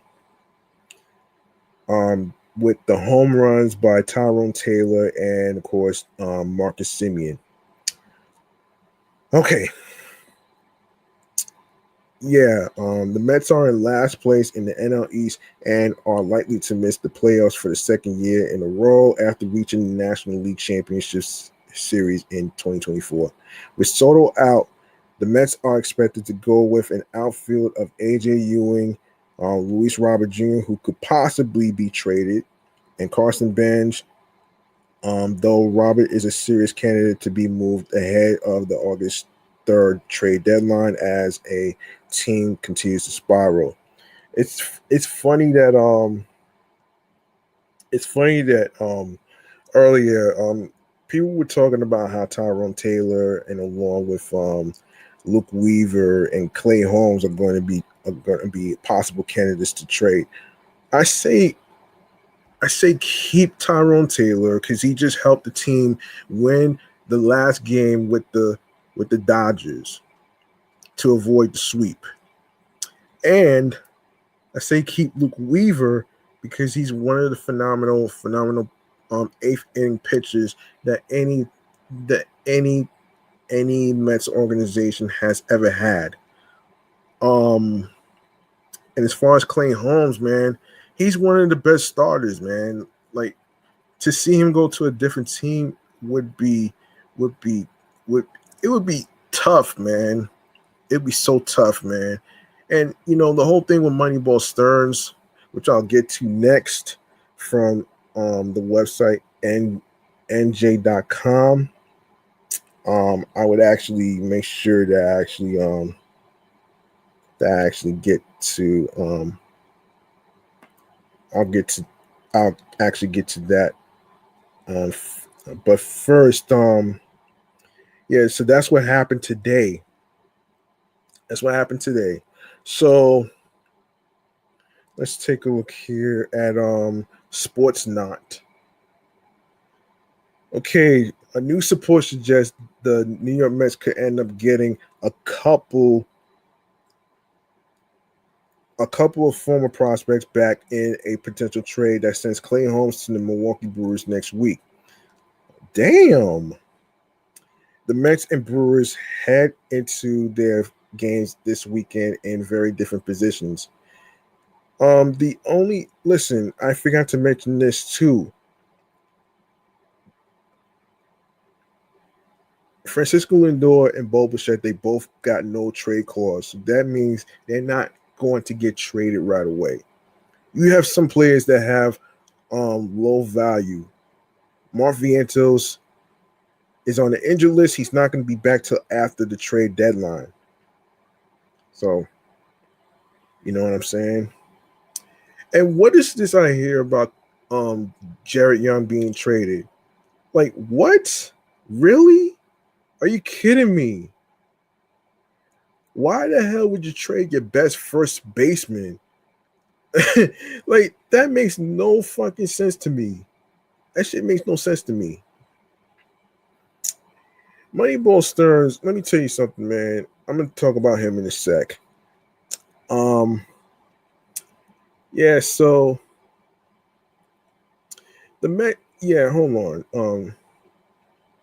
The Mets and Brewers head into their games this weekend in very different positions. For New York, the nightmare they endured in the second half last season has continued into 2026, and they own the fourth worst record in MLB. It is the complete opposite situation for Milwaukee because, to the surprise of some around the league, they are a game and a half behind in having the best record in baseball at 64-39. Yet, for as good as this season has been for the Brewers, they need to bolster their roster if they really want to be a serious threat to the defending champion Los Angeles Dodgers, the team that currently sits atop the MLB standings. Interestingly enough, the Mets are expected to be major sellers before August 3rd, and they have trade chips that could address Milwaukee's desire to add more starting pitching. Could the Mets reacquire Brandon Sproat and Jet Williams? Nah, I don't know about that. But in a new MLB trade deadline prediction piece, the New York Post, Joel Sherman forecasted that if the Mets do trade Clay Holmes, as they are expected to do, they would send him to the Brewers. But what would New York get back in a possible trade? Well, it might be a couple of names Mets fans are familiar with. And Joel Sherman said, in quote, since they have never won a World Series, they might go for it. But I say their big picture discipline kicks in, and they see Holmes as someone who can comfortably start a playoff game. What would be hysterical is if they traded back Brandon Sproat and Jet Williams. You know what's hysterical, folks? The fact that you didn't want it. The fact that you did. Why not trade Luis Robert Jr., Marcus Semien, and why not trade because having watched our players on a team like the Mets it's not going to do the Mets any good in the future. Like let's be for real. Let's be for real.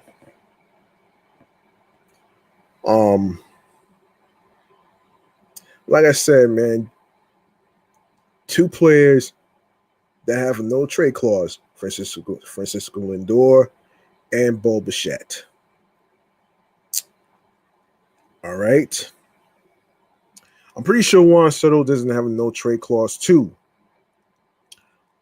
Anyway, so the reason that would be hysterical more so for the Brewers is that those are the same names, two players they received in the front in the trade that sent ace Freddie Peralta to New York this past winter. Sprout struggled over the first 2 months of the season for Milwaukee.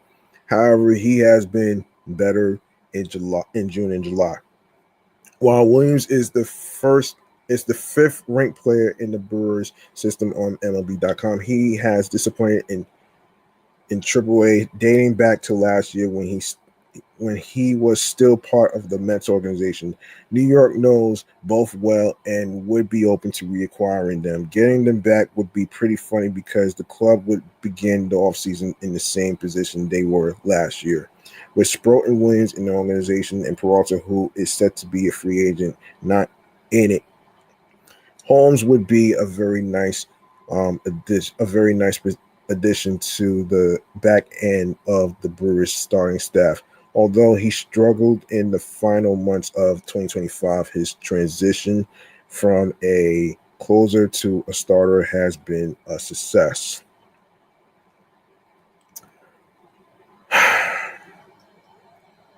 Okay. So NJ.com, according to Max Goodman, shouts to him. Shouts to him from Speaking of the Mets podcast. If you don't know about him, please make sure you go ahead and subscribe to the channel. Leave a like and a comment. Share the videos with your friends who are into sports. All right. So Clay Holmes, as he put it on Friday, is in a very unique and weird scenario right now with the Mets. While the right-hander is putting and finishing touches on his rehab journey back from a fractured fibula, he started a rehab assignment on Thursday. Holmes is also one of many Mets veterans in the middle of trade rumors as New York prepares to sell at the upcoming trade deadline. That means that there's a real possibility here that when Holmes gets back on the big league mound in the next couple of weeks, he'll be suited for a new team. Oh boy. That would be tough, man. That would be so fucking tough, man, to see Clay Holmes in a different uniform compared to the Mets.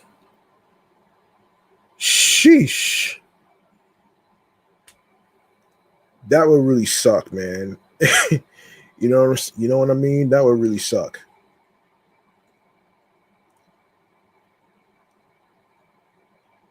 That would really suck, though.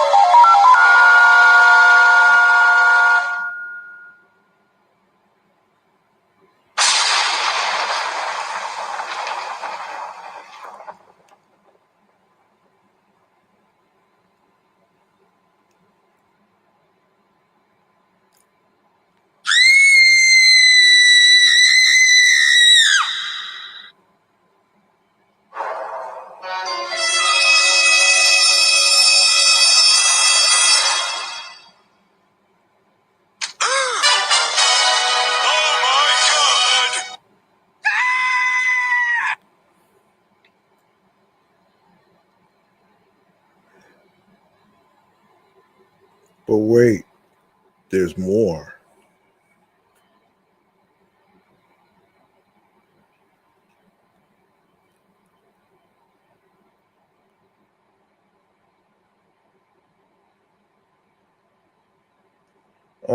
Yeah, there's more. So, um,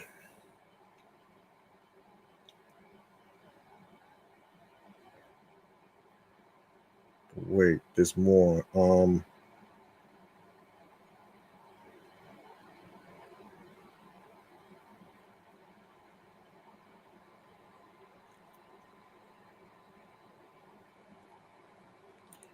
Yeah, there's more. So what the hell?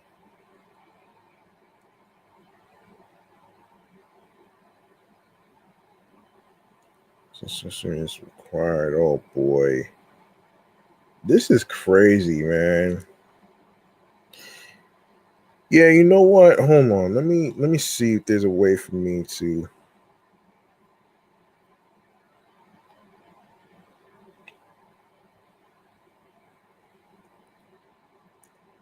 And he said, and so all right. So I just want to be pitching my best, whether that's here or somewhere else. These last 2 months, Holmes said before Friday's series opening loss to the Dodgers. Considering Holmes was pitching like the Mets ace before he got hurt in May by the May, the right-hander posted a 2.39 ERA over his first 9 starts this year. It would be a shocker if he doesn't decline his player option for next season. By opting out at the end of this year, he'll have a chance to cash in for a well-deserved payday in free agency. That in mind, the Mets are poised to treat Holmes like any of the other players they have on expiring deals. If he's not going to be back in 2027, hopefully there's no fucking lockout. The Mets should get as much value for him via trade at the deadline rather than letting him walk after game 162. Holmes' tenure in Queens doesn't have to end this way for the Mets, though. New York has an opportunity before the deadline to work out an extension with the right-hander and keep him around beyond this season. That option is a no-brainer for the Mets to explore. Holmes has been effective since signing with the Mets prior to last season. His transition from the back of the Yankees bullpen to the Mets rotation went well, and he looked even more comfortable in that new role to begin this year. This is a pitcher who can handle pitching in New York, and he's a positive clubhouse presence. The Mets, meanwhile, have the financial resources to give Holmes what he'd be looking for. They would also benefit from locking down another rotation spot for next year and beyond. Yes, the Mets have a promising core of young, controllable starters in Nolan Lightning McClain, Christian Scott, and now Zach Thornton. But question marks hang over the other spots in their starting staff. President Baseball of Operations Moneyball Sterns acknowledged on Friday that the rotation is something this team will likely look to supplement this coming off season. All the more um all the more reason to get ahead of it now rather than trying to re-sign the player when he's available for all 30 teams in free agency. Right. Holmes, age 33, fits the mold of a pitcher Stearns would be comfortable signing to a multi-year deal as well. Stearns has a reputation of steering clear from long-term contracts for aging pitchers due to the inherent high injury risk. And yet, with Holmes previously articulating that he'd be open to an extension, it doesn't sound like the Mets are taking much of an initiative there, at least not yet. I don't think there's been a ton there, Holmes said Friday afternoon. Are the Mets waiting for more trade deadline dominoes to start falling before they make a decision on Holmes's future? Stern said Friday that a week and a half is an eternity in deadline season. Do they prefer to keep Holmes and give him a qualifying offer this fall rather than trade him?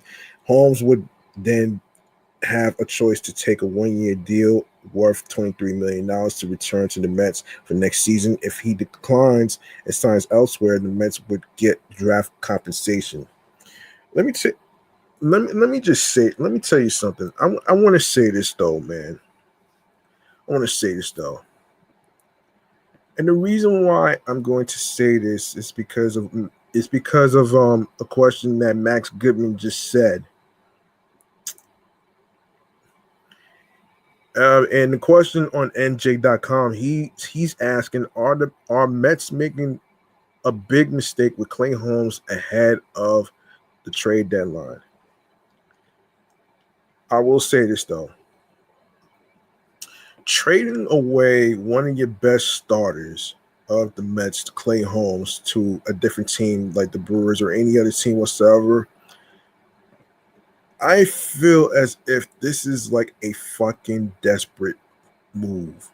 It is a fucking desperate move because we all know Moneyball Sterns doesn't like long-term contracts and stuff like that. And his bruised ego and his fucking philosophy, it doesn't work for every fucking situation, man. Like, what are we doing? What are we doing? I would rather trade Luis Robert Jr., trade Marcus Semien. I would rather trade away. I don't know if you're going to get much from Kodai Senga. I highly doubt it. And it's funny, while I was watching the game earlier today before the Mets won that last game against the Dodgers, is that Brooks Raley and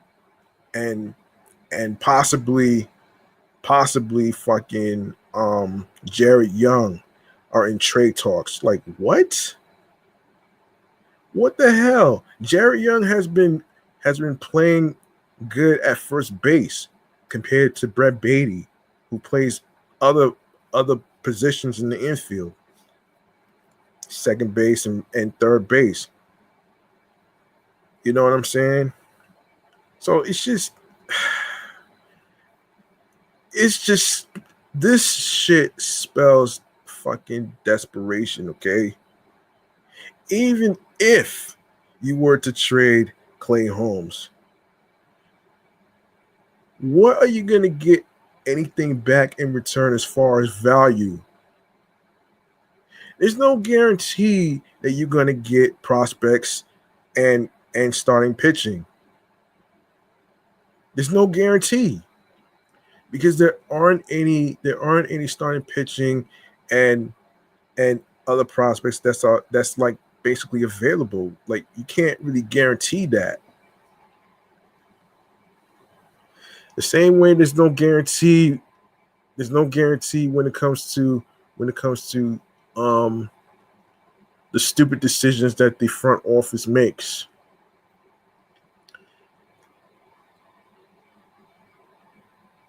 I'm all for listening to the deals and what type of stuff that the Mets can get and stuff.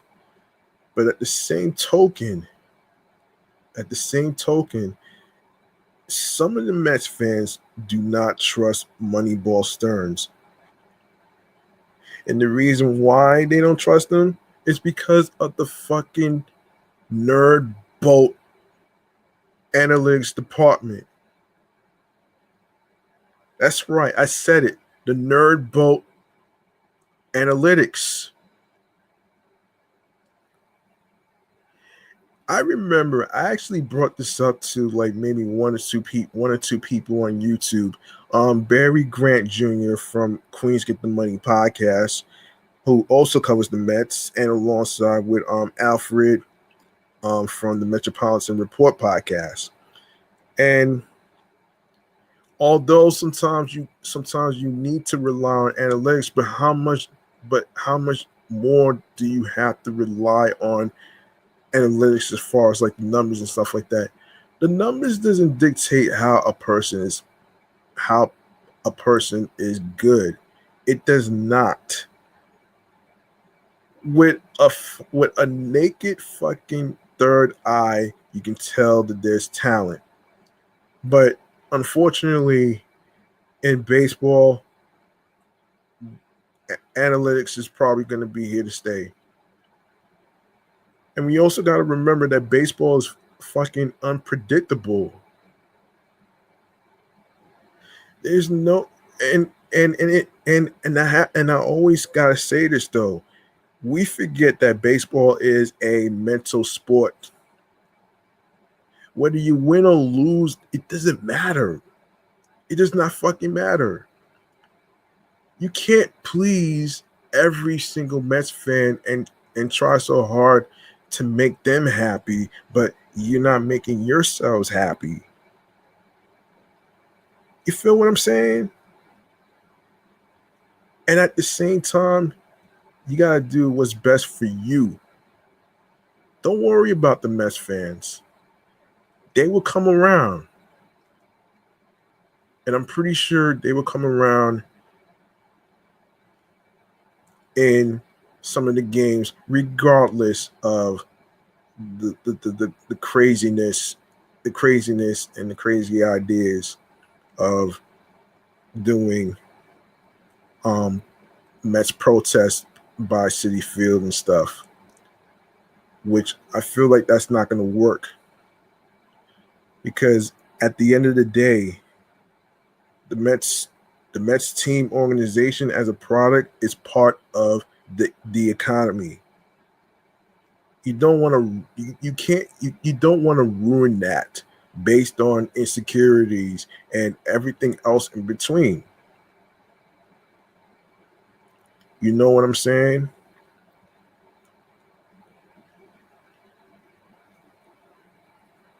All I'm saying is, to some of the Mets players out there currently, be the best players you can be. Do your best. Win as many games as possible. Even though you won your 44th, which is very, very, very good, to avoid the sweep by the Dodgers, which I'm actually proud.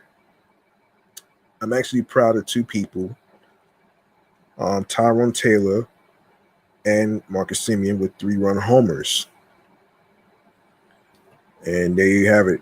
There you have it right there, man.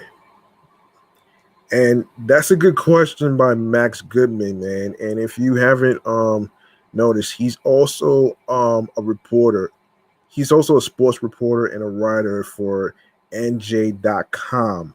All right. You can check out his articles, his articles and all that great stuff on NJ.com. And also you can check him out on Speaking of the Mets podcast after every game on YouTube. Be sure to subscribe to the channel and click on the notification alert so you'll know when he'll be on the air live on the channel. Boom. There you go right there. Let's see. What else can we talk about here? I want to make sure I didn't miss anything. I want to make sure I didn't let me do an explanation. I want to do an explanation on the difference in a rebuild and a retool in baseball when it comes to the New York Mets. Let me do that right now before I get to Carlos Beltran. Hold on.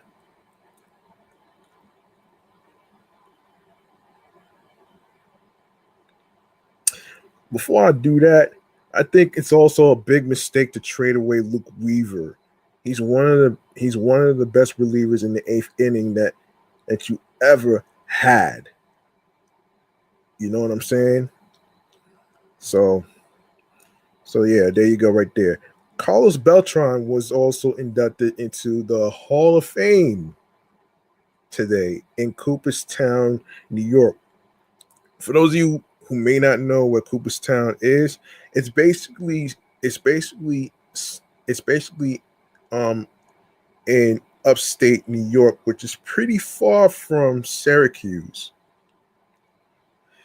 All right, according to USA Today, Carlos Beltran's emotions were in check throughout his press conference Saturday, but afterwards, taking a few more questions from Spanish-speaking reporters, he was asked what his Hall of Fame induction means to his homeland of Puerto Rico. He began to talk, stopped, and shut his eyes, and then hurriedly walked away as tears streamed down his face. Beltran, who turned down an opportunity to manage the New York Mets this summer, but would love to have the job if offered again after the season, spoke for 30 minutes about what his induction means to him.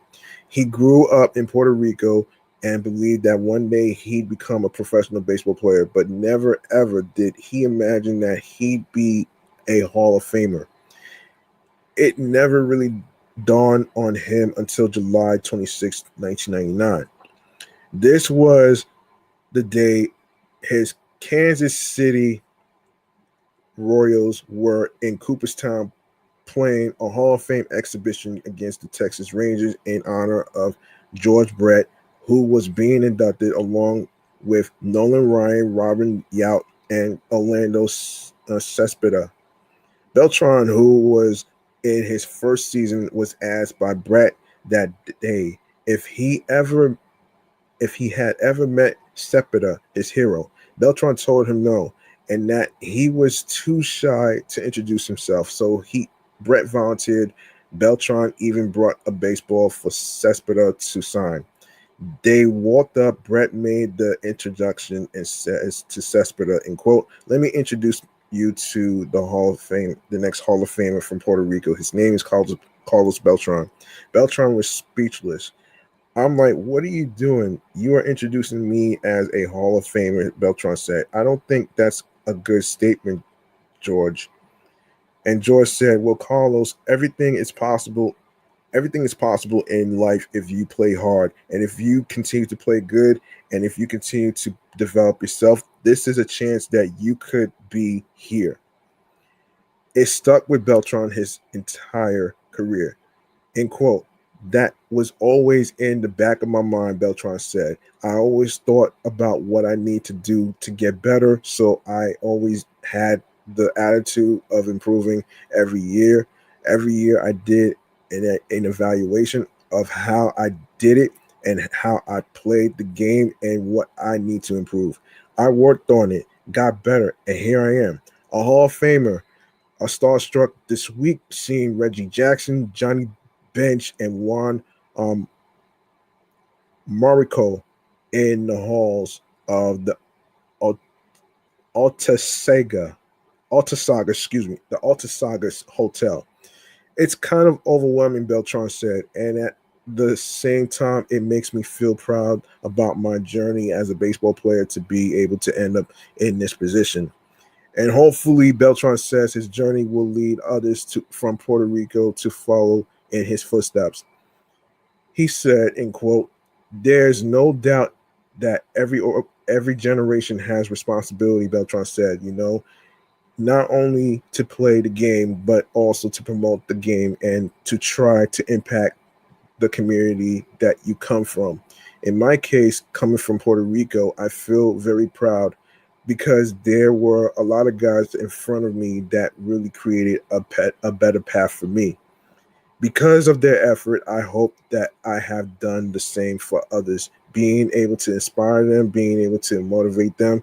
Beltran is a hero in Puerto Rico, not only because of his baseball career, but his charity foundation and baseball academy, including a high school that he built 15 years ago on the island.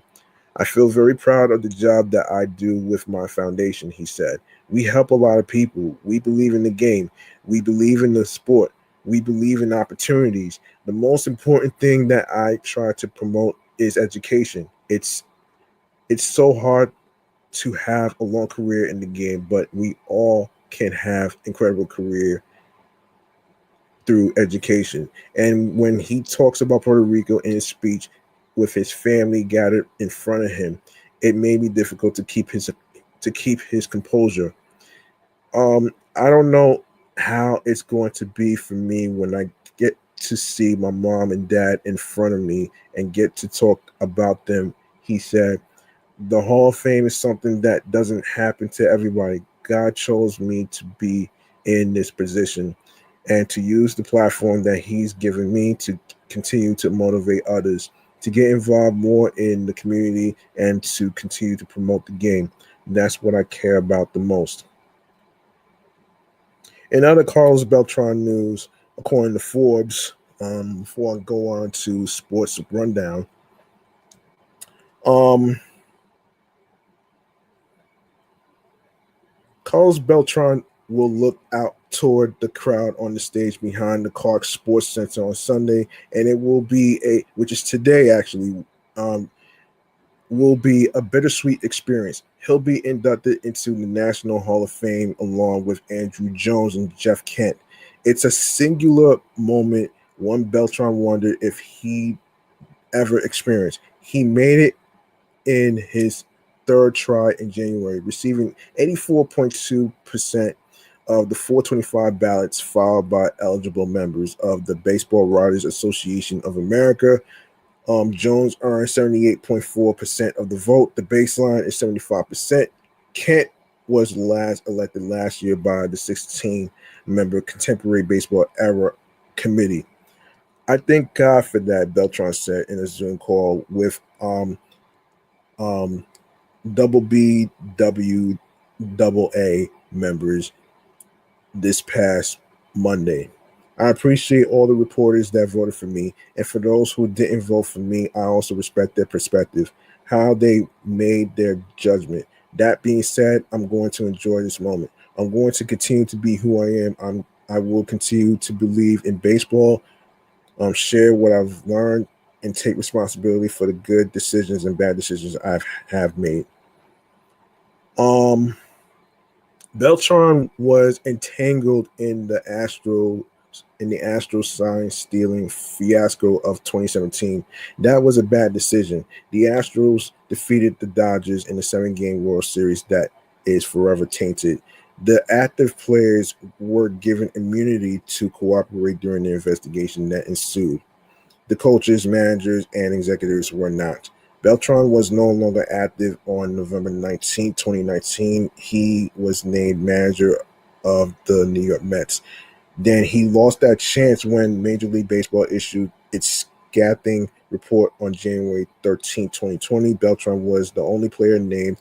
He was retired and had fallen between the cracks. The fact that I'm the only player mentioned is kind of weird, Beltran says. Sometimes it still gives me a bad taste in my mouth. Beltran, who played 20 seasons from 1998 to 2017 for 7 teams, including the Yankees and Mets, were pensive during his video session. His answers to questions were long and winding. He outright admitted his part in the sign stealing system, which is interesting. Since then, we haven't heard much from the participants. According to the MLB report, the Astros stole signs from the opposing catcher using a center field camera, watching a live monitor in the tunnel from the dugout to the clubhouse at what it is now called um, Dakin Park. Players relayed the type of pitch to the pitcher by banging trash can covers. I know I was part of that organization, Beltran said. I know I was part of that. I know as a team we got together to do what we did. But I've got to tell you, this was not one player's idea. It was a team being together from top to bottom to do something we felt was going to help us win. And we also felt that other organizations had their systems. We felt that our system was better than any other system in baseball. Beltran wasn't suspended from baseball, but he never had a chance to manage the Mets. That chance could come again, but Beltran said, I've got to think very deeply about what my next step is going to be.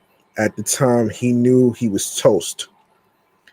I felt that based on the report, AJ Hinch was going to be suspended. Alex Cora was going to be suspended. Jeff Ludnow was going to be suspended, and they are going to allow Carlos Beltran to manage the Mets. I mean, that's impossible. Beltran was replaced by Luis Rojas, who managed 2 seasons. MLB suspended Hinch, Ludnow, and Cora for a year, and their respective clubs fired them. Hinch as a manager of the Astros, Ludnow as Houston's general manager, and Cora as manager of the Red Sox. Hinch is now managing the Tigers. Cora was rehired and then fired again earlier this season by the Red Sox. Ludnow has never returned to baseball but found his path in international soccer. I felt like mentioning Carlos Beltran in that report. That was my suspension, Beltran said. And that's how I feel. The whole incident had a major impact on Beltran's life and affected his ability to make the Hall of Fame. There was a time he wondered if he'd even make it. It was a possibility, Beltran said. You know what? Everything is a possibility in life. I have to say, after the Astros situation happened, at the beginning, the first couple of years, there were people who didn't vote for me, but they voted for me after 3 years. The question will be, what changed for them? What changed their mind to reward me to get elected to the Hall of Fame? Beltran could have another chance to manage the Mets. Times change. People are sometimes forgiven for their transgressions. That's true. Beltran was the general manager of Team Puerto Rico in the last World Baseball Classic and is back with the Mets now as an advisor to owner Steve Cohen. In his current role, he's asked to offer his perspective on players, situations, and strategies. Whatever comes up that's related to winning, he said. Right now, that's good enough for him. When the Mets were deciding the fate of recently fired manager Carlos Mendoza, Beltran said his name was certainly in the mix, but he was friends with Mendoza, advised him, even became very fond of him. And yes, I had some conversations with a few people in the organization, and I don't know. I didn't feel it was the right thing for me to do, Beltran said. Cohen and general manager David Stearns went with Andy Green, the former Padres manager, and moved him out of the front office instead. Green is considered the interim. Whether that changes will be a decision for the offseason as the Mets continue to struggle, Beltran. Yes, I understand that my name has come up about being a manager and all that, Beltran said. Just like my name coming up for the Hall of Fame. I'm proud of that. I take that very positively, but I don't know, man. Beltran will enjoy his Hall of Fame induction first. As he should, man. Let's make some noise for Carlos Beltran for being inducted into the Baseball Hall of Fame. All right. I like what he said that people who make mistakes should be forgiven for their transgressions. I like that, and I agree with that.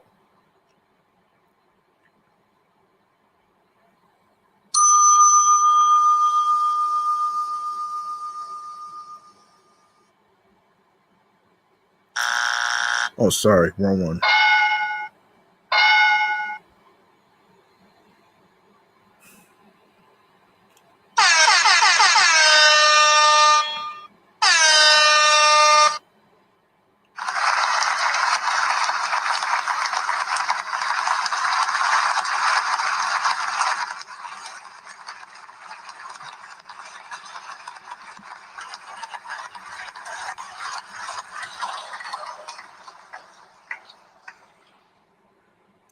All right. Now it's time for the sports rundown. This is where I actually talk about what's going on down on the farm and the schedule of what's going on with the New York Mets. So let's get into it right here with the sports rundown. Okay. Here we go.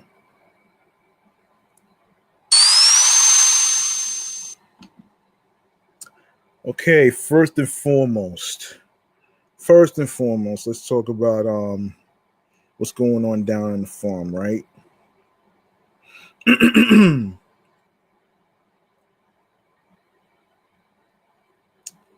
Okay, and down on the farm, what's going on with the Syracuse Mets? Aha. Okay, Ronnie Mauricio. All right, let's talk about that. Ronnie Mauricio homered twice. Ben Rotvet added a 3-run blast, and the Syracuse Mets backed another dominant bullpen performance with an 8-1 victory over the Scranton Wilkes Barre Rail Riders on Saturday night at PNC Field. Syracuse 12-13, 50-50 jumped in front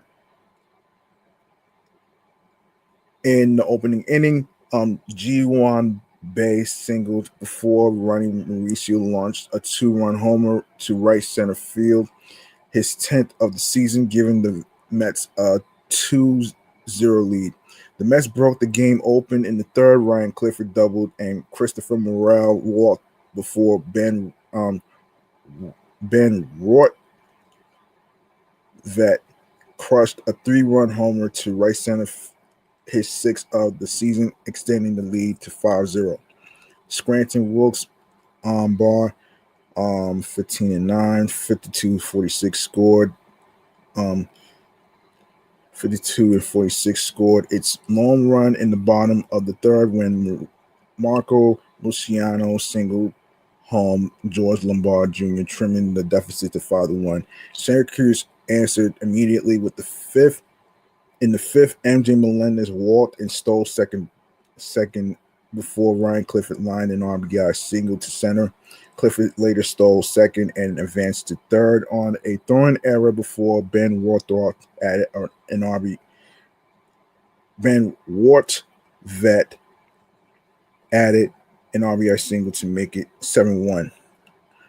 Mauricio kept the scoring in the 8th, blasting his second home run of the night and 11th of the season to push the Mets lead to 8-0. Robert Stott started for Syracuse and allowed 1 run on 2 hits over the 3-2 third innings. He walked 2, hit 2 batters, and struck out 6.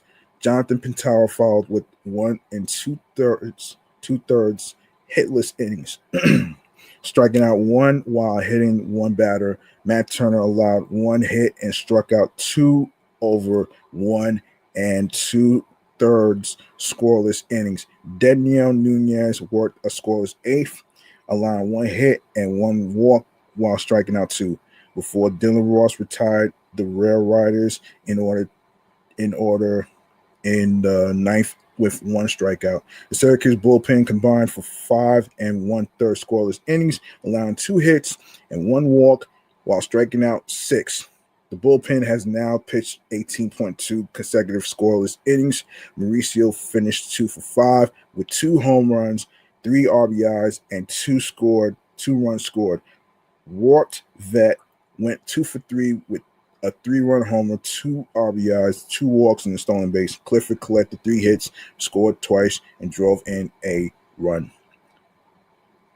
Let's see. The Mets and Rail Riders conclude their 6-game series on Sunday afternoon at PNC Field. First pitch already happened already, so let's. I'm going to actually. So there you go, man. Congratulations to the Syracuse Mets. They won in fashion of 8-1.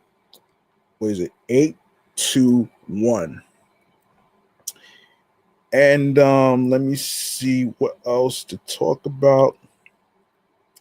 Okay, there's 3 underrated prospects. 3 underrated prospects that Mets should know. All right. and this is according to Sports Illustrated, folks.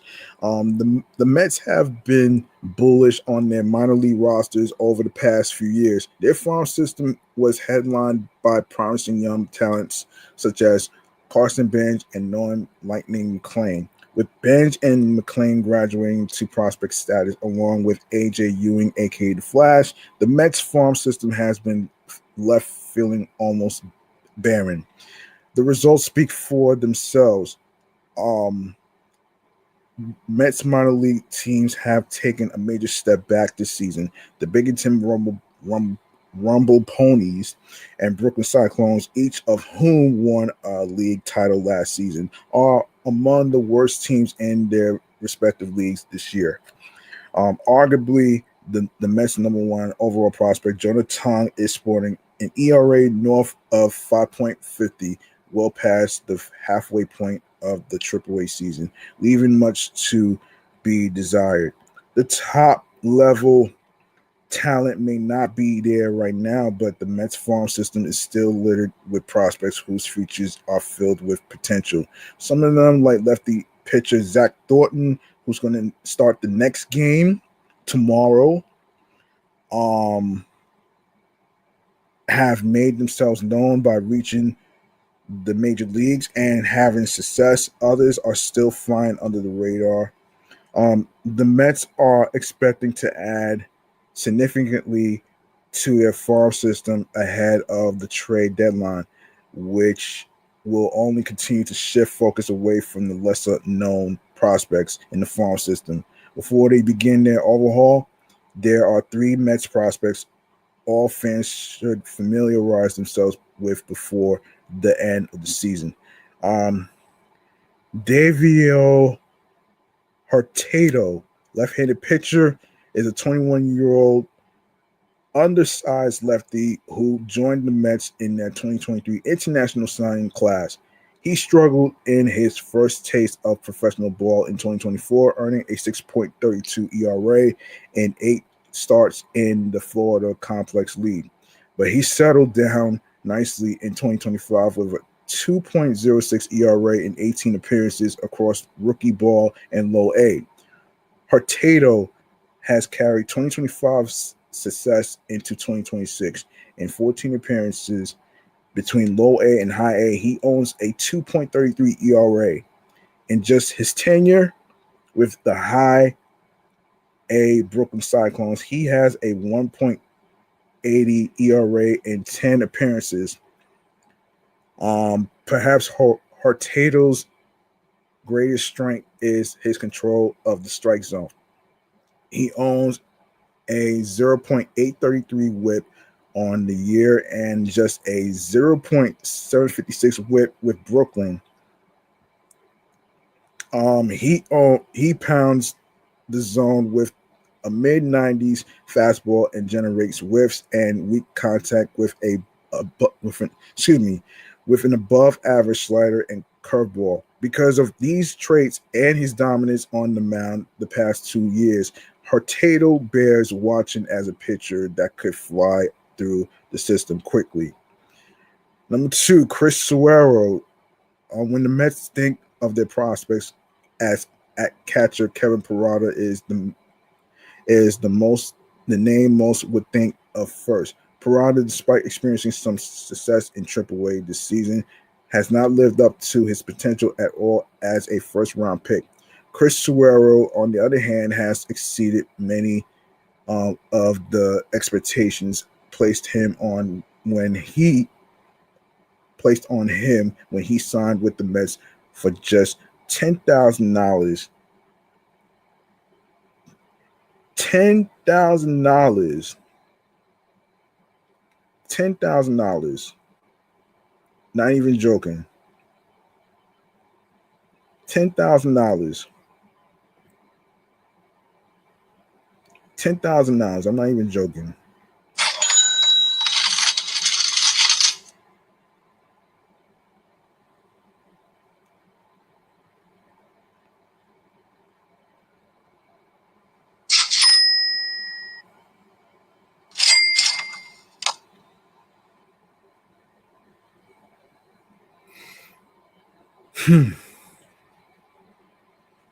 So yeah.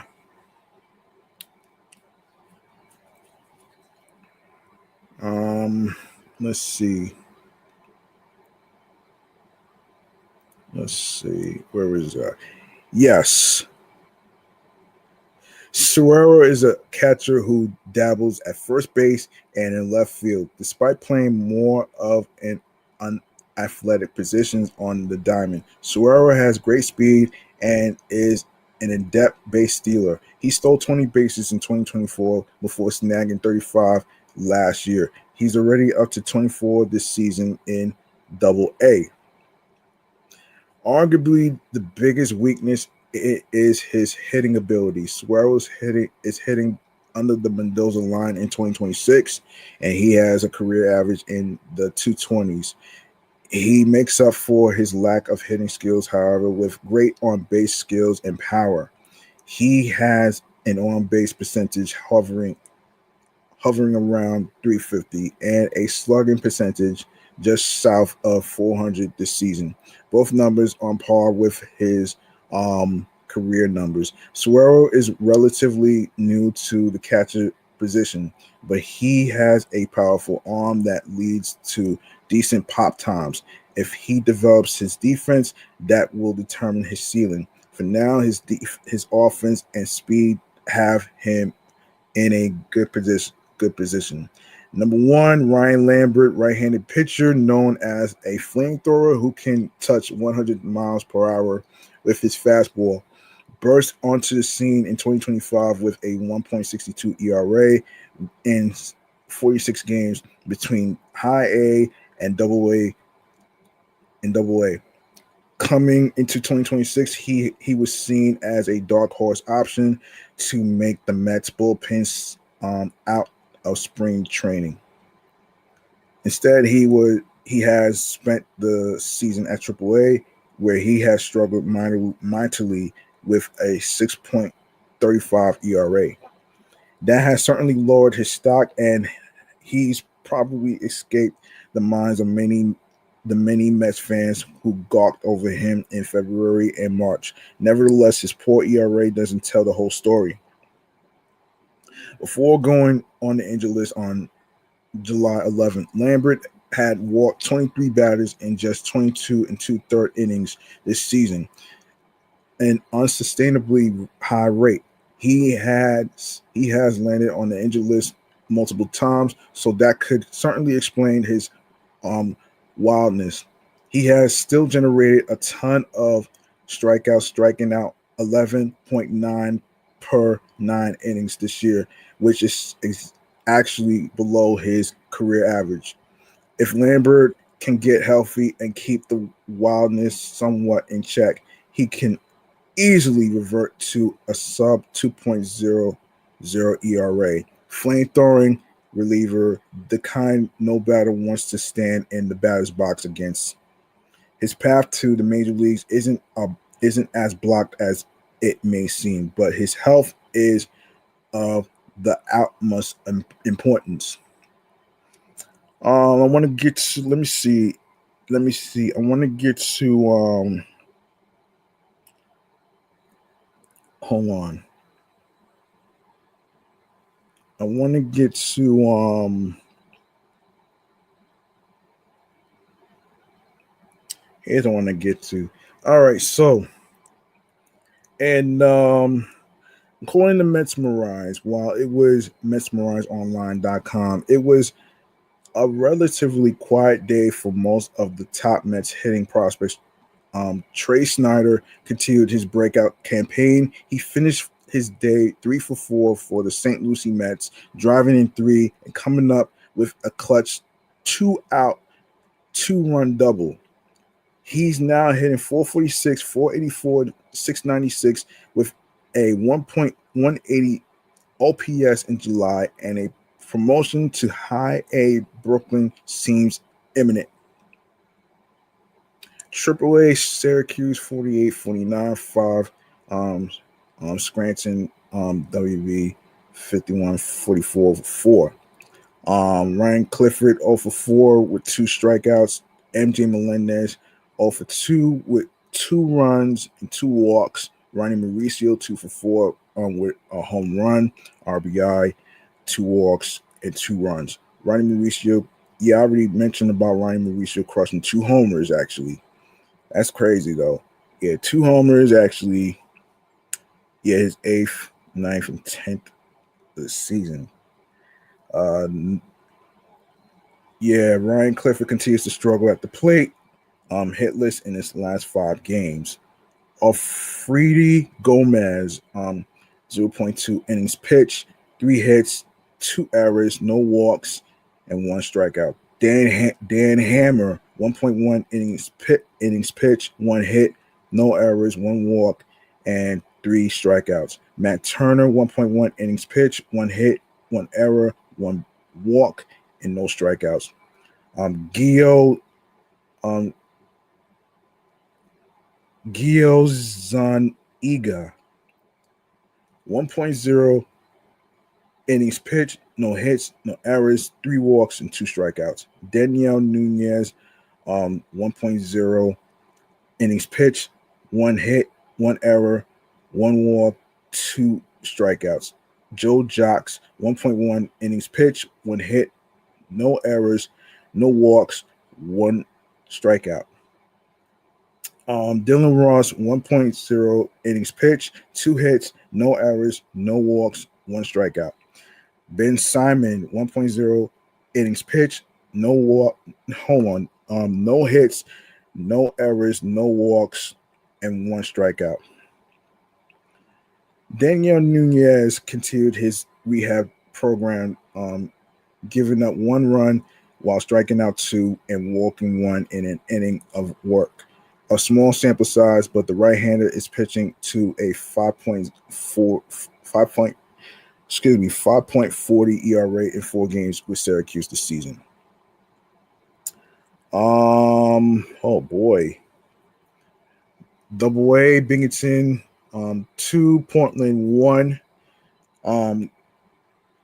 Corey Collins, the DH, 2 for 3 and 2 RBIs. Chris Swearer, 1 for 4 with a run.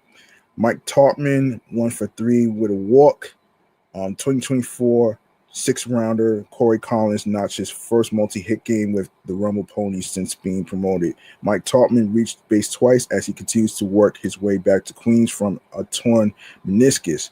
Most of Binghamton struggled and managed just 4 hits against the Sea Dogs, but were still able to come away with the win. Channing Austin, 3.0 innings pitched, 1 hit, 1 error, no walks, 2 strikeouts.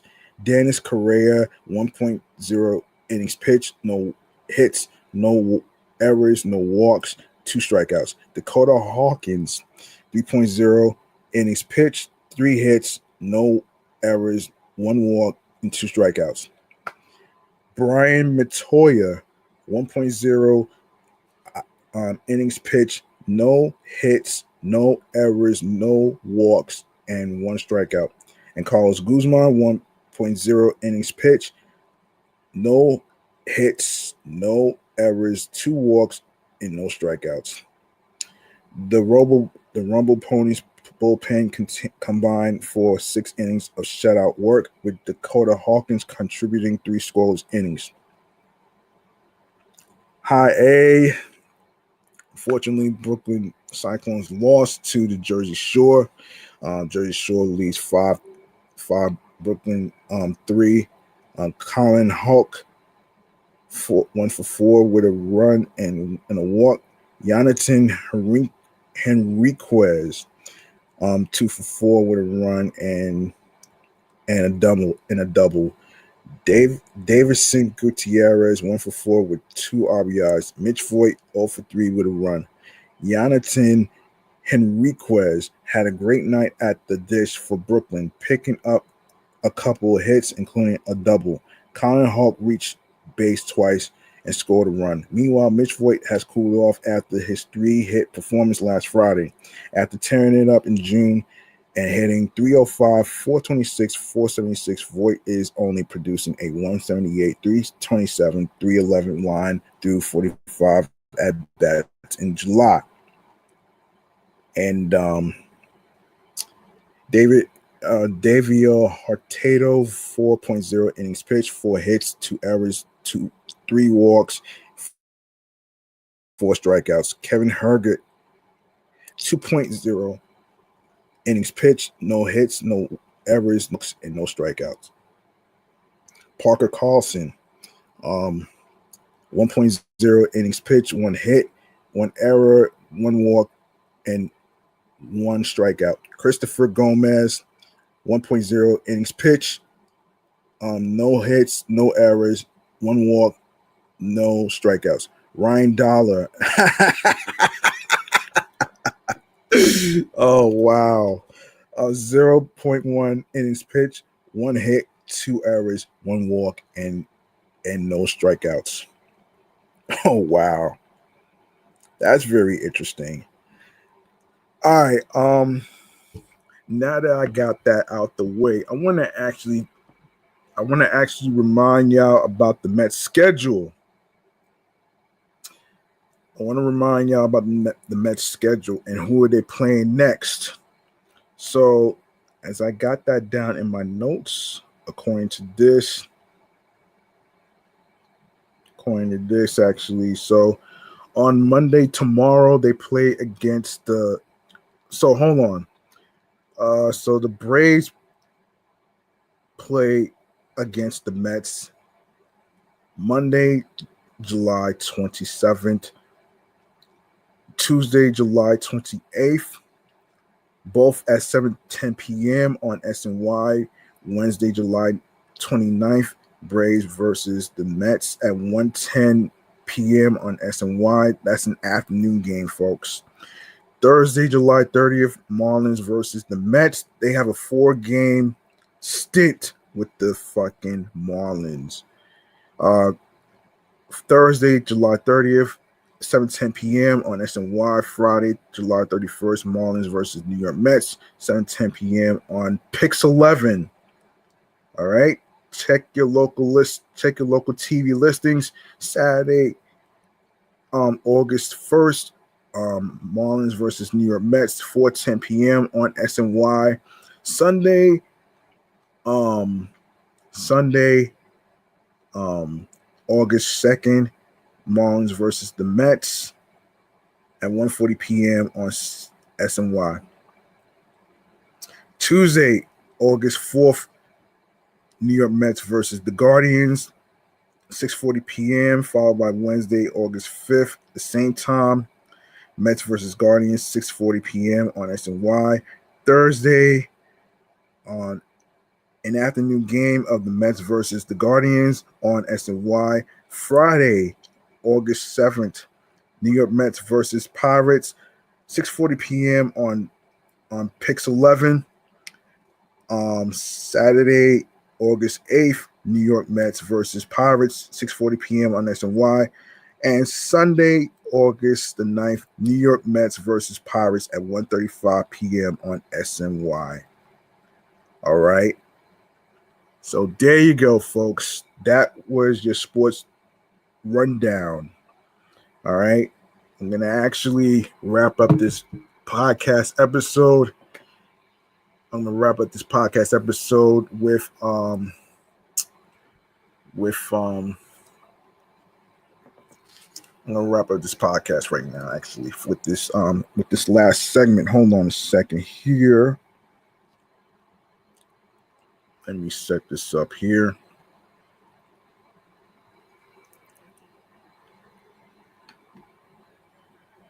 Now we're gonna get into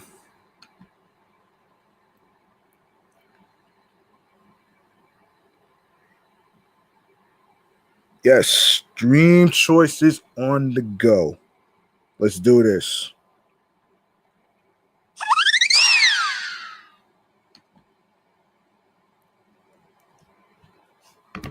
All right, make sure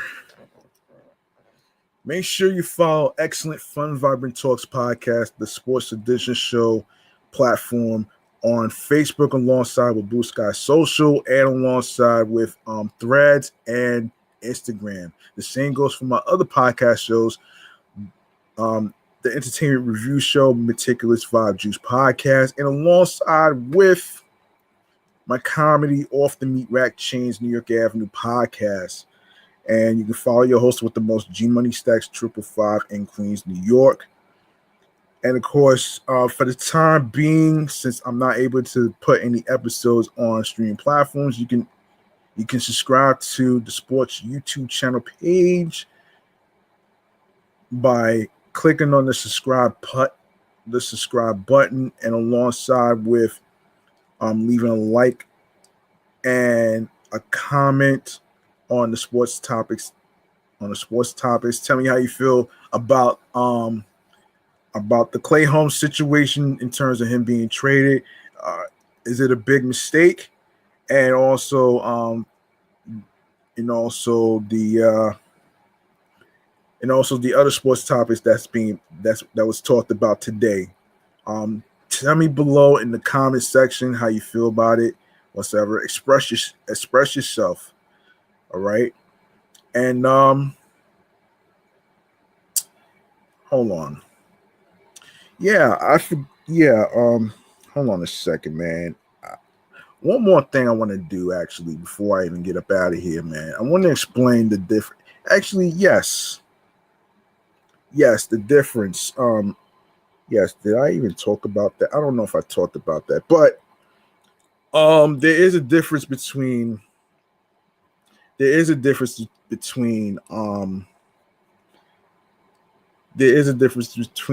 rebuild and a retool. I want to actually explain this before I get up out of here. Hold on 1 second here.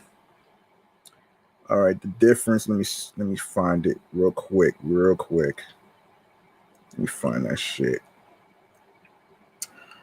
All right. Let me find it. Okay. So, for those of you at home who may not know the difference, between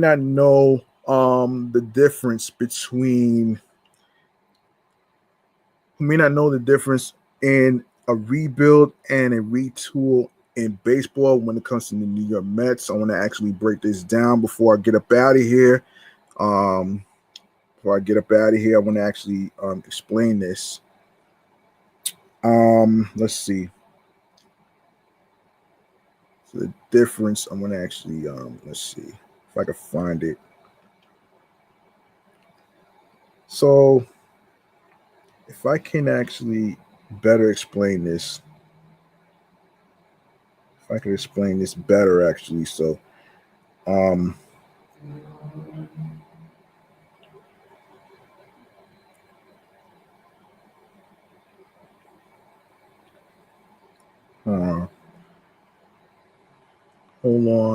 on. Let me see. Okay, as far as the New York Mets' situation, since they are sellers, there is a difference between those two. I want to actually explain this. So, a rebuild involves trading away most of a certain team's core players to acquire young talent and draft picks, often resulting in several years of poor performance.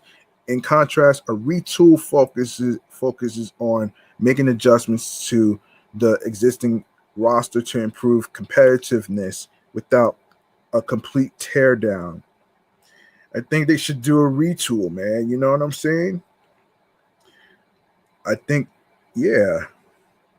So understanding rebuilds and retools in baseball. So a rebuild in baseball involves a significant overhaul of a team's roster. This process typically includes trading core players. Most of the team's key players are traded away to acquire young talent and draft picks. Long-term focus, the goal is to develop a new core of players, which can take several years, often resulting in poor performance during the transition.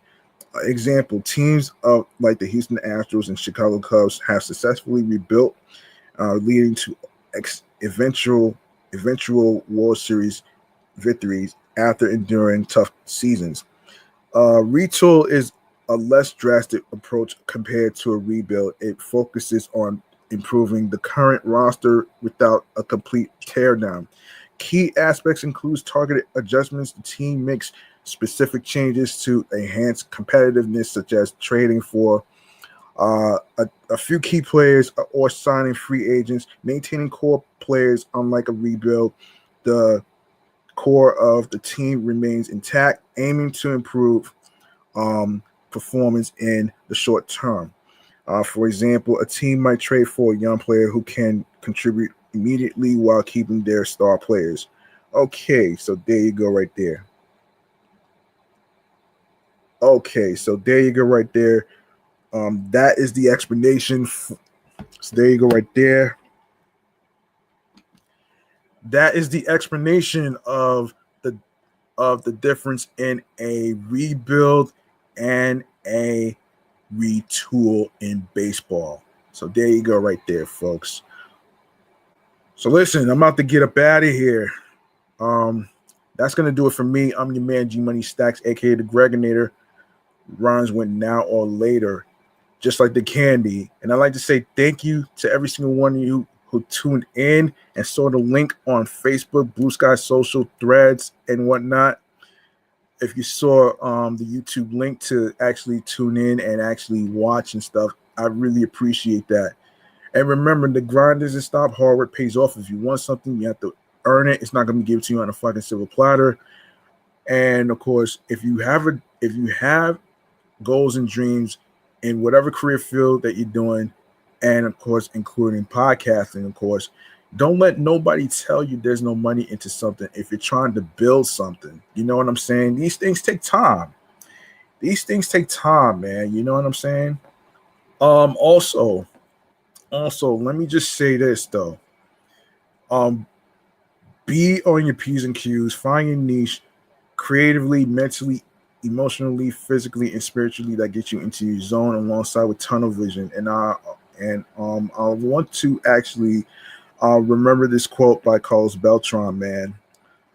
In terms of, when people make mistakes and stuff, when people make mistakes, they should be given grace. You know what I'm saying? Through the transgressions. Nobody's perfect.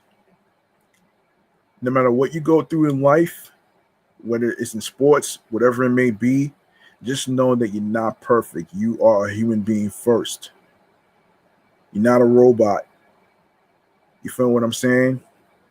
And also I would also like to say that,